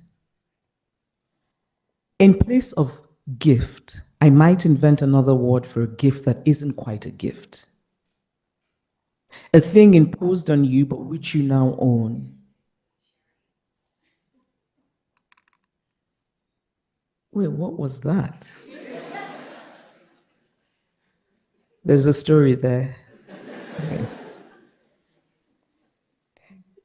And so in place of gift, I might invent another word that means a gift that isn't quite a gift, a thing imposed on you, but which you now own. For English is mine, as much as Igbo is mine. I write in English because English is the only language in which I can write, which in turn is because the language of education in Nigeria is English. In primary school, we were not allowed to speak Igbo in class. It was called speaking in the vernacular. And the word vernacular was wrapped in shame. I look back now at the absurdity of it and also the great sadness of it, how colonialism's most insidious legacy is its ability to make you denigrate that which is yours. But many of us did not succumb to this ignoble shabbiness. And in my case, I think it was because of the stories my father told us. My father was a radiant storyteller, and he spoke a beautiful Igbo, unsullied by Anglicizations as ours was. He told stories of his childhood and folk stories and stories his father had told him. I loved the proverbs, the wit, the humor, the wisdom, and I would soak them all up, absorb them, store them, and I began to feel a distinct sense of pride about the Igbo culture from which these stories came. Pride at my good fortune to have come from a wise and humorous and enterprising and just people. An almost epic sense of personal history, which caused me to assume my place in the world as unquestioned, just naturally so. As a child, I may not have questioned my place in the world, but I asked many questions of the world. I was educated in a Nigerian system in which questioning was not necessarily rewarded. In secondary school, I always got straight A's, which would have pleased any parent. But each last day of term, my stomach would tighten with anxiety because my teachers often wrote comments about what they termed my lack of respect, which invariably led to stern parental talks. Lack of respect, was really my roving, restless curiosity, my delight in intellectual argument, my refusal to accept easy answers, my reluctance to perform a certain kind of exaggerated deference. I see now, looking back, that I could very well have been an annoying child. And yet, I wish the adults who had formal authority over me had known how to guide my questioning. Many of my questions were about religion, or more specifically about the Catholic Church, because I was raised Roman Catholic. And I was immersed from birth into a life of religious ritual. We went to Mass every Sunday, all dressed up. And after Mass, we drove to town to buy newspapers and snacks. I was drawn to the rituals of Mass, of benediction, of confession. How could a creative child not be? The rich dramatic potential, the mix of pathos and hope. Paschal Mass at Easter stands out in my memory.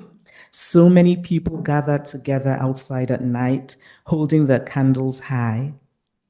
I would look at the sea of flickering candles, the lights like stars low enough to reach out and touch, and I would cry, deeply moved by the sight and the symbolism.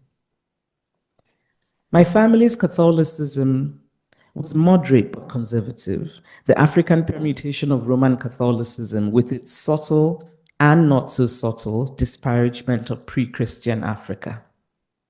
To be baptized, for example, you had to choose an English name because the reasoning was English was Christian and African languages were not. Years later, as an adult, when I decided that I no longer wanted to have an English name, an acquaintance said to me, "So you won't have a Christian name?"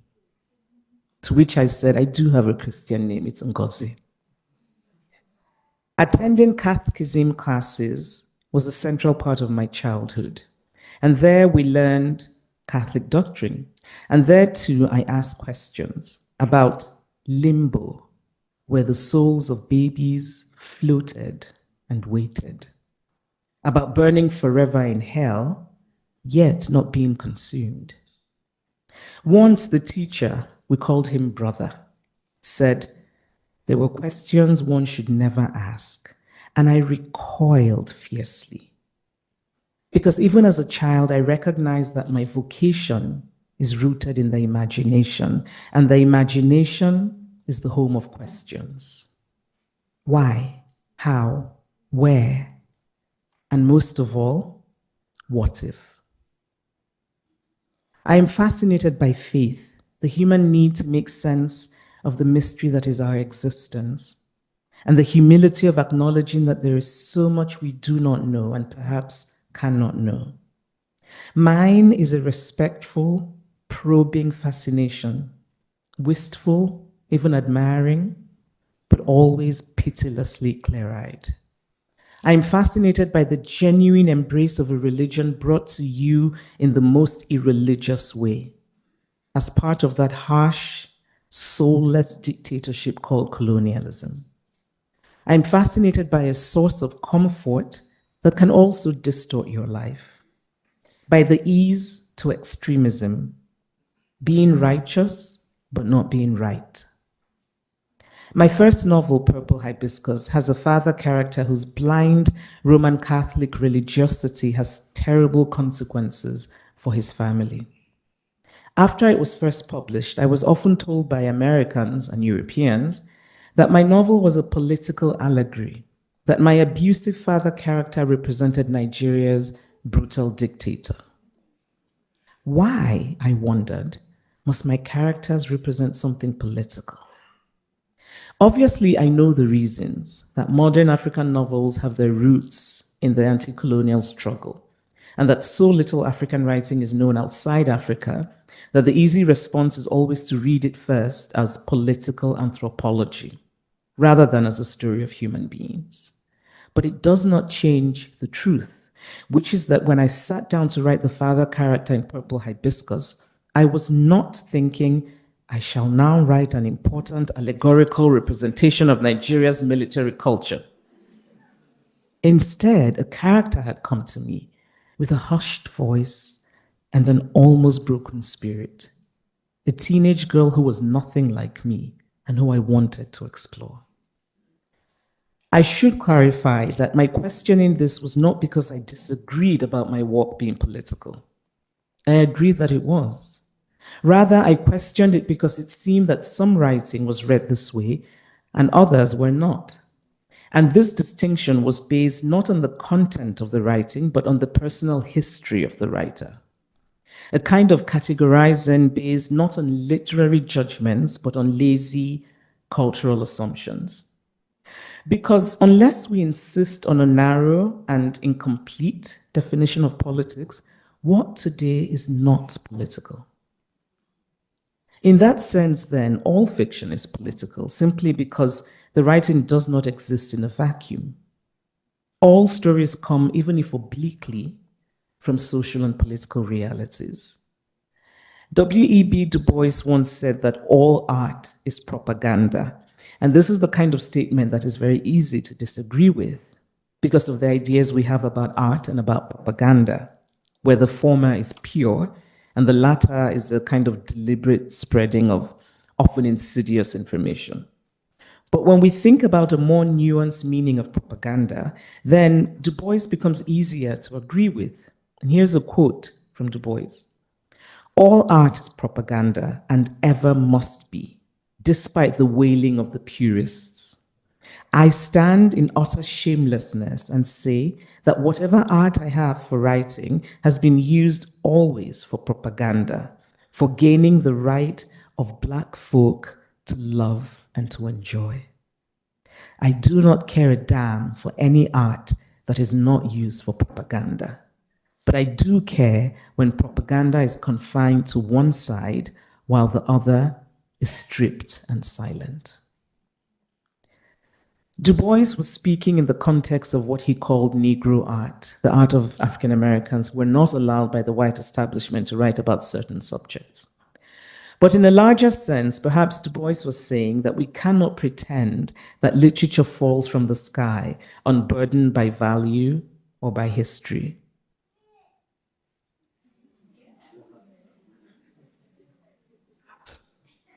She agrees.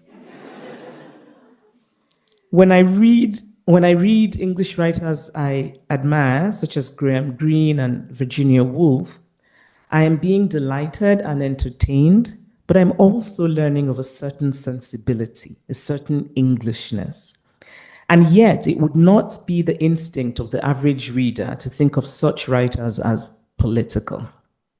And so, my prickliness on this issue is based on my belief that, as Horace wrote, the goal of literature is to instruct and delight. And we must allow African literature to do both. When I'm at book events, so this is the part of the speech that I might have to change now, but I think I'll say it anyway, and then I'll revise it. So at book events, I can always tell who is studying African literature from their questions. And these are the questions that least interest me because of their insistence on everything being post-colonial, because of their deadening preoccupation with theme rather than character, and because of the realization that characters in African novels are not likely to be conceived as sources of delight, or that they're too often seen as characters to whom bad colonial things happened. Bad colonial things did happen, indeed, are still happening. And yet, I long for my characters to be seen, as Toni Morrison said of her characters, as characters who are unavailable to pity. This tendency to read African literature as anthropology or as political allegory fills me with a kind of wistful resentment, especially when I hear students speak of their favorite of Louisa May Alcott's women, or which of Jane Austen's characters were really badass.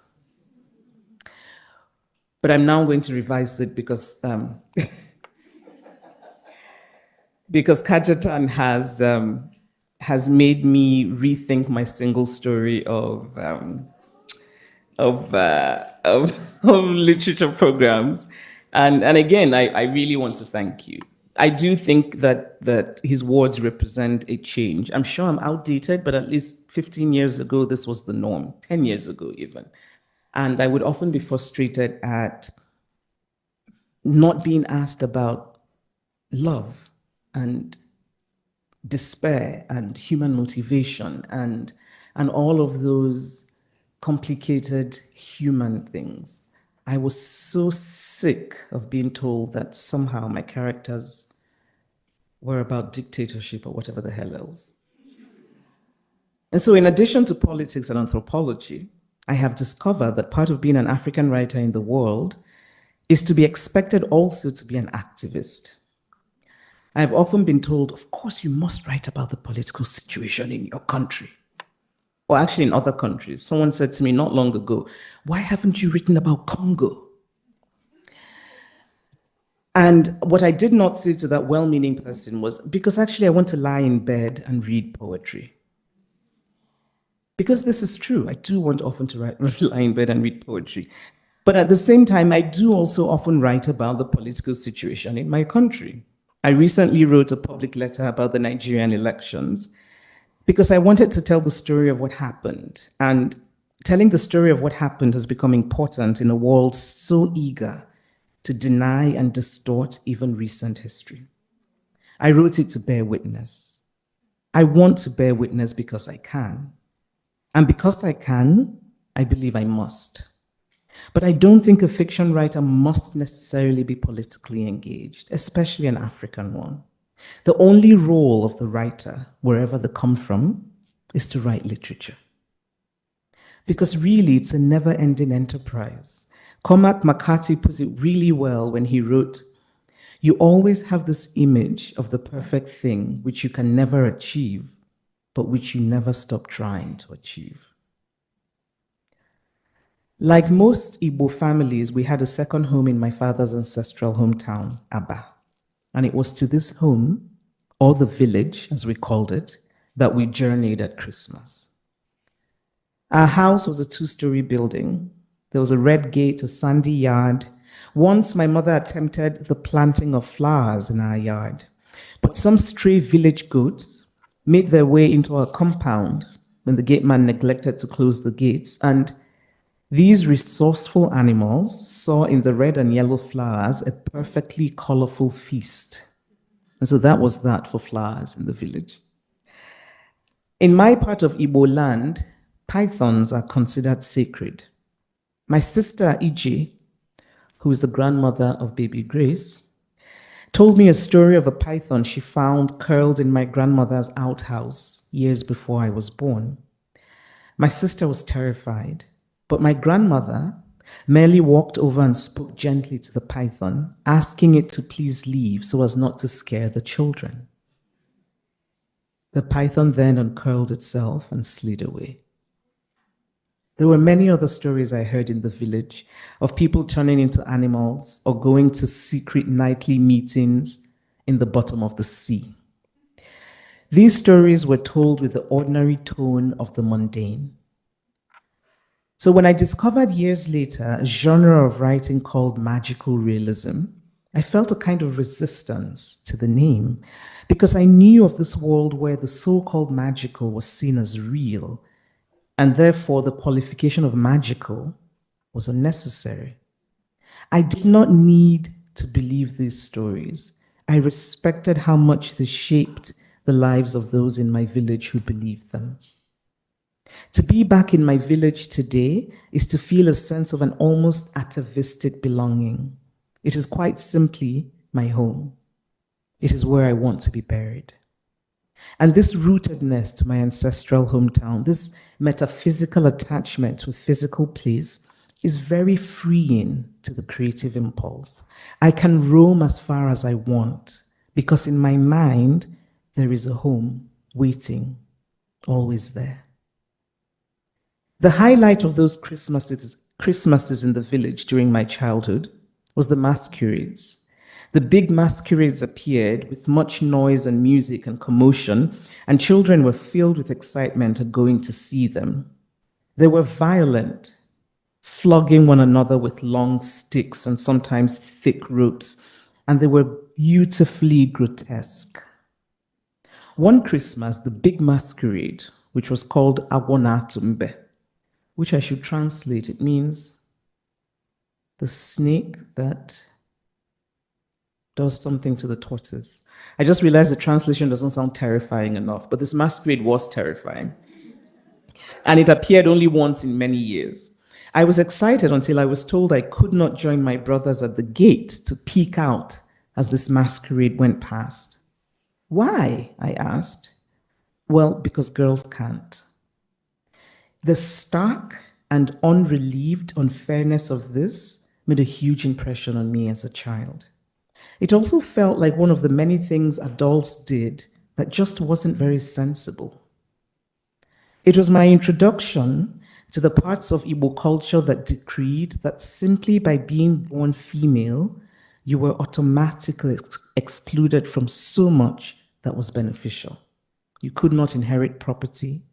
You could not participate in the most prestigious ceremonies. You could not have an equal say. The Igbo people pride themselves on historically being an island of democracy in a sea of autocratic kingdoms.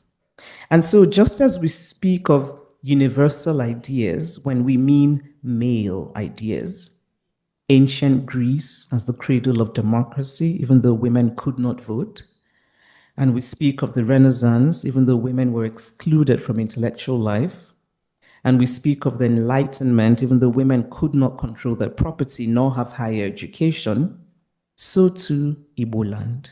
It was indeed decentralized and democratic, but it was a male-only democracy. This story of the masquerade is one I pull out from time to time to illustrate a kind of political awakening to my existence in the world as a woman. It is a convenient story and a true story, but it is incomplete because it is too simple. My awakening happened before then. I had already observed the tiny nuances in language, how a professor, for example, was called strong, and a woman professor like him was called arrogant. How a relative whose husband brutally beat her was told to go back and beg him because a woman without a husband was nothing. I already knew that it was women who died of broken hearts, not men. That women were socialized to give value to romantic relationships in ways that men were not. Children notice subtleties at very early ages. I did not, of course, have the language for what I sensed and saw, and it was years before I came to know that word feminism, which for me is a way of dreaming of a more just world. That great African icon, Thomas Sankara, said, "The revolution and women's liberation go together. We do not talk of women's emancipation as an act of charity or out of a surge of human compassion. It is a basic necessity for the revolution to triumph." And for me, in place of revolution, I like to insert other words like progress, justice, or even peace. And I wish that African leaders today would read Thomas Sankara. But for all of my enduring dedication to feminism, I recoil whenever I am described as a feminist writer. I am not a feminist writer.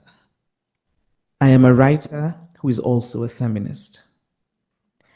To add the label of a movement before the word writer is to take a rusty, jagged knife and hack at the sublime. We should have political causes close to our hearts. Our work will engage with those causes because they are part of our lives. But to give its name to our vocation is to suggest something coarse, an expectation of ideological correctness. And novels should never be ideologically correct because life is never ideologically correct. Novels should be true, and truth is messy. Truth often has corners, filled with contradiction. A story is a very powerful thing. Stories can take away dignity, but stories can also restore dignity. Stories shape politics and perception.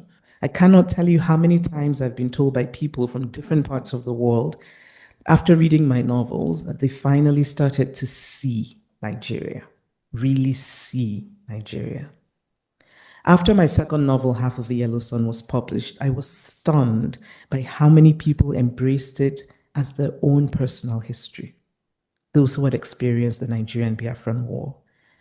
At my readings, women would start to cry and say, "Thank you for telling the story and for finally making it possible to tell my family what I went through." Men would get choked up talking about how they had been conscripted as boys. Young people would get emotional talking about how they finally understood their parents. I will never forget how moved I was to read many years ago. Nelson Mandela described Chinua Achebe's novel, Things Fall Apart. He called it the book in whose presence the prison walls came down. In this way, literature becomes more than itself. Today, African children go to elite boarding schools and learn about Greek mythology. But what is the difference between Persephone, the Greek goddess of planting seeds, and Allah, the Igbo goddess of land? It is merely that one story has been told well and the other has not. It is through stories that we can turn our myths into memory. I'm reminded of a conversation I eavesdropped on. I do this all the time. I really recommend, if there's anybody here who's thinking about starting to write fiction, and I encourage anyone who's even thinking about it to write. We need many stories. But if you're thinking about writing fiction, I really recommend eavesdropping. This is how you learn the cadence of language. And cafes are really the best venues for this. But I did eavesdrop in a conversation, and a person, an African, not a Nigerian, was talking about somebody who had said there are no skyscrapers in major African cities. And this person got very upset and said, "There's skyscrapers in Nairobi and in Lagos." And I remember listening to that and thinking, the problem with this is that somehow this African had accepted that skyscrapers should be the basis on which to measure development. We need stories so that we can resist the trap of allowing our aspirations as Africans to be shaped by others. I'm not advocating a defensiveness, but rather a proactiveness. Because even the idea of a nation is also about stories. A nation is not geography. A nation is psychology. A nation is really about shared beliefs. A nation without a strong sense of itself cannot thrive. And so we need stories in order to know ourselves. There is rage at the heart of creativity. I experience this sometimes as a simmering, low-burning presence, and other times as a struggle to resist despair. But there is also hope, and it comes from the possibility of what stories can achieve. And I have always believed that there is nothing more essential for the human spirit than hope. Literature is really our last frontier, the story of human motivation. It is difficult to dehumanize a person whose story you have really heard. The story forces you to see them. I worry deeply about the effects of our present epidemic of censorship. Toni Morrison said censorship is like a whole universe being described in invisible ink. I mourn all that has stayed unwritten and unsaid. I like to think of literature as my religion. Reading does not necessarily make us have empathy for others, but it can. And by far the greatest lesson I have learned is how we are more alike than not. That we may show love differently, but we all love. That what matters to us may differ, but we all want to matter. that it is as important to extend grace as it is to expect grace, and that dignity is always as important as food. And I would like to end with some words from one of my favorite writers, the South African Bessie Head. When Bessie Head was asked the question, "Why do you write?" her response was this: "I am building a stairway to the stars. I have the authority to take the whole of mankind up there with me. That is why I write." Thank you.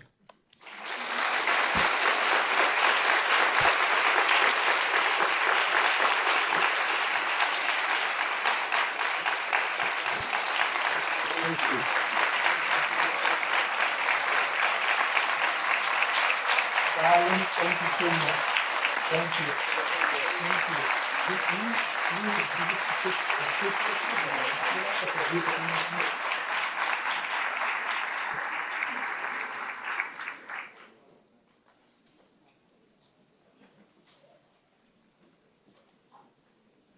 Adelora, thank you so much. I have a lot of questions, but I will wait to ask that. I will wait to ask them privately. I just want to open up to two questions from the audience before we wrap up tonight. Two questions, preferably from students, if there are any. The first two, and then we will wrap it up. Okay. Oh my God, I knew this was going to happen. All right, I'll take one from here. During your writing process, thank you so much for sharing. I was wondering, during your writing process, do you experience a preoccupation with elegance in how you say things, and does that differ if you're writing nonfiction versus fiction? That's such an interesting expression.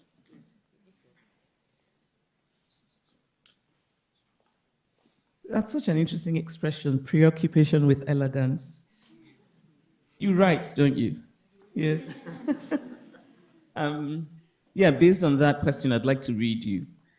Do you write fiction or non-fiction? Non-fiction. No? It's interesting. Preoccupation with elegance. I think that preoccupation with elegance is a useful way to start.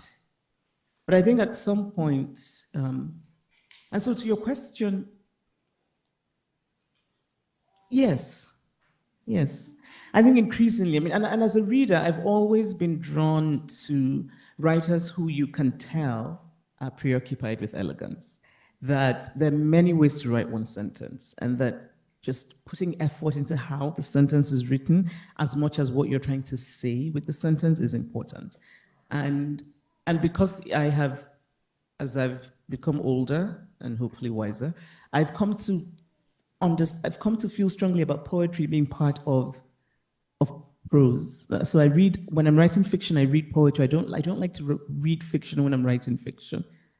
Partly because I'm worried about reading something I love and then somehow copying it. So I read a lot of poetry. But of course, to read poetry and writing fiction is really, I think, to be preoccupied with elegance. But with non-fiction, maybe not so much. And I should say, fiction is the love of my life. Non-fiction is something I do sometimes. So you can understand why I don't, I don't love it as much as fiction really is it's my vocation. And yes, the preoccupation with elegance is important to me. Good luck with your own writing. That sentence just tells me that the writing is good. Okay, we'll take one from here. Yes, right here.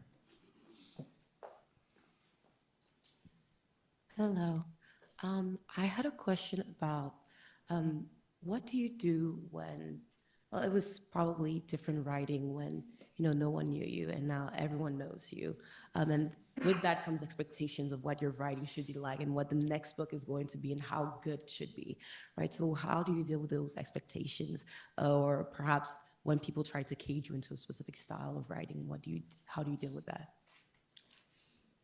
Do you know, Well, I'm still working on getting everyone to know me. We're not there yet, but if you want to join the movement, sign up online. But I think the premise of the question, and really honestly, and like I said when I was speaking, if I did not have the good fortune to be read, I would be writing today. You would not have, but I would be writing. So for me, the writing is the thing that comes first. And when I'm writing, honestly, I do not remember that I'm well known or whatever. I really do not remember because it's such an intense and inward thing. I remember only when an editor is looking at it and an editor is making suggestions like, oh, why don't we reduce the Igbo words, that kind of thing. But no, the idea of external expectations has never been a thing that has shaped my writing. And I think it's partly because, when it's not a career, it's a vocation. When I was thinking about my future, when I was 14 and 15, and I was supposed to be a doctor because everyone who does well in school is supposed to be a doctor. And at some point I had made peace with that. And so my thinking was, yes, I'll be a doctor. And I thought I'm going to be a psychiatrist. And during the day, I'm going to see my patients. And at night, I'll write using my patients' stories. That was the plan. That was the plan. But the point, because I thought, what part of medicine can aid my writing? The point of this is simply to say that even when I was younger, my conception of a career and vocation were different. So I was thinking of, yes, I'll be a doctor, that will be a career, so I can, pay my rent. But writing was the vocation. And I think because that has always been the way that I think about writing, I just do not think about, I really don't. And I've written books that, I've written the novels I want to write. And I have been surprised sometimes by the reception. I can tell you quite frankly that when I was writing American, I thought everybody's going to hate this book. But I was like, this is the book I want to write. This is the thing that is calling me. And I thought, my God, Americans will hate it. And I have to tell you, my love for Americans blossomed after Americana came out because I thought, my God, they really can take a joke. Right? My God, they're buying the damn book. So no, but I just want to say this to anybody here, especially sort of if you're a student and you're starting out and you're thinking about writing. It's really important, and it might sound a little glib because the sort of thing you hear, be true to yourself, but it really is important to tell the story you want to tell.